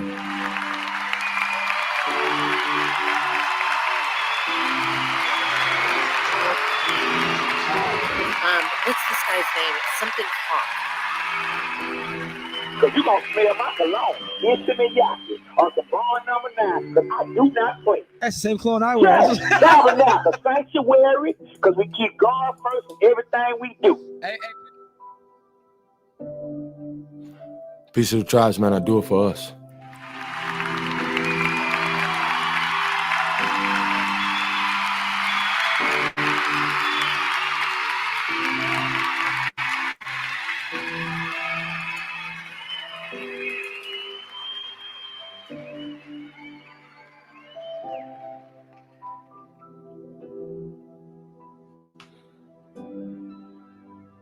$339.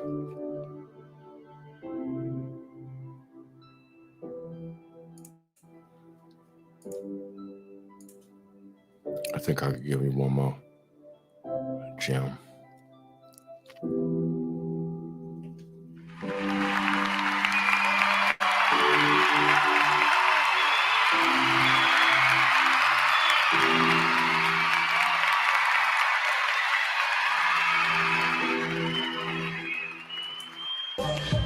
Let's talk to the house of Israel for a minute, huh? If you're really serious and you're looking for a Christ man, the one who anointed with the Lord, with the Spirit of the Lord to do his will, I'm that nigga. You not stop faking.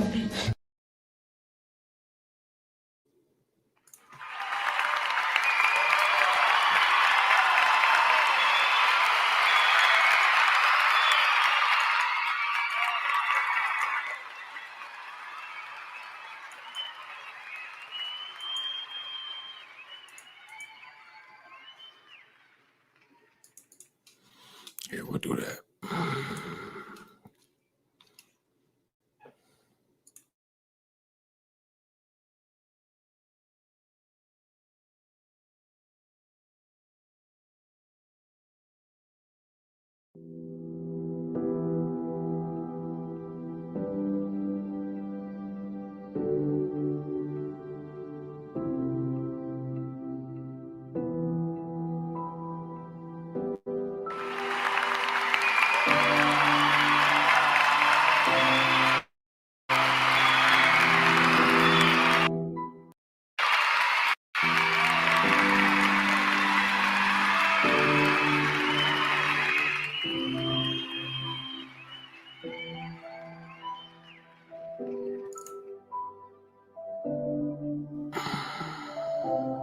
My phone died, so I ain't looking at the chat, so you have to forgive me. You know what I'm saying? Ignoring nobody.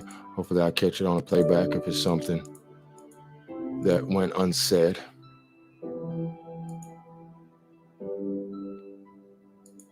Let's do this.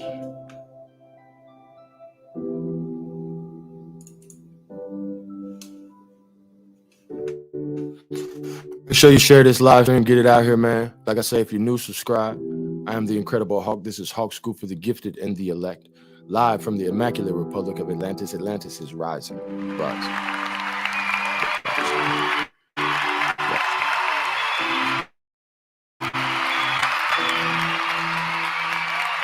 Because you're going to smell my cologne. Intimidate of the bar number 9. Because I do not play. That's the same clone I wear. Yes, tabernacle, sanctuary. Because we keep God first in everything we do. Hey.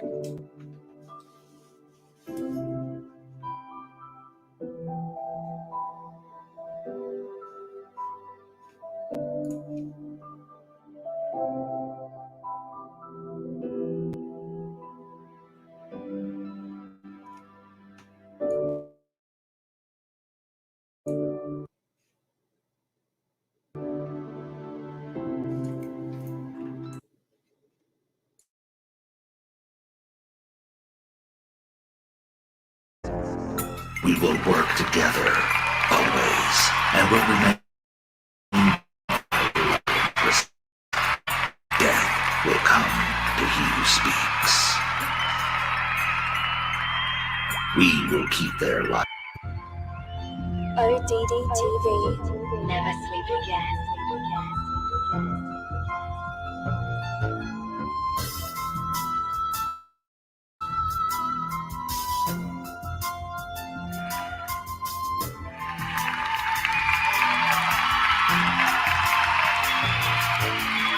An illusion it will be. So large, so vast, it will escape their perception. Those who will see it will be thought of as insane. We will create separate fronts to prevent them from seeing the connection between us. We will behave as if we are not connected to keep the illusion alive.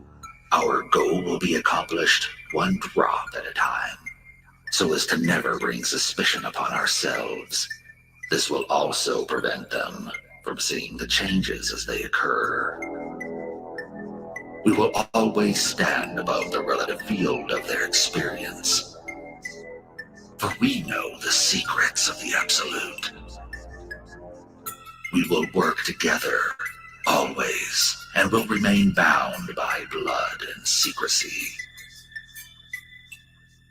Death will come to he who speaks. We will keep their lifespan short and their minds weak while pretending to do the opposite. We will use our knowledge of science and technology in subtle ways so that they will never see what is happening. We will use soft metals, aging accelerators, and sedatives in food and water. Also, in the air. They will be blanketed in poison everywhere they turn. The soft metals will cause them to lose their minds. We will promise to find a cure from our many fronts. Yet we will feed them more poison. The poisons will be absorbed through their skin and mouths. They will destroy their minds and reproductive systems.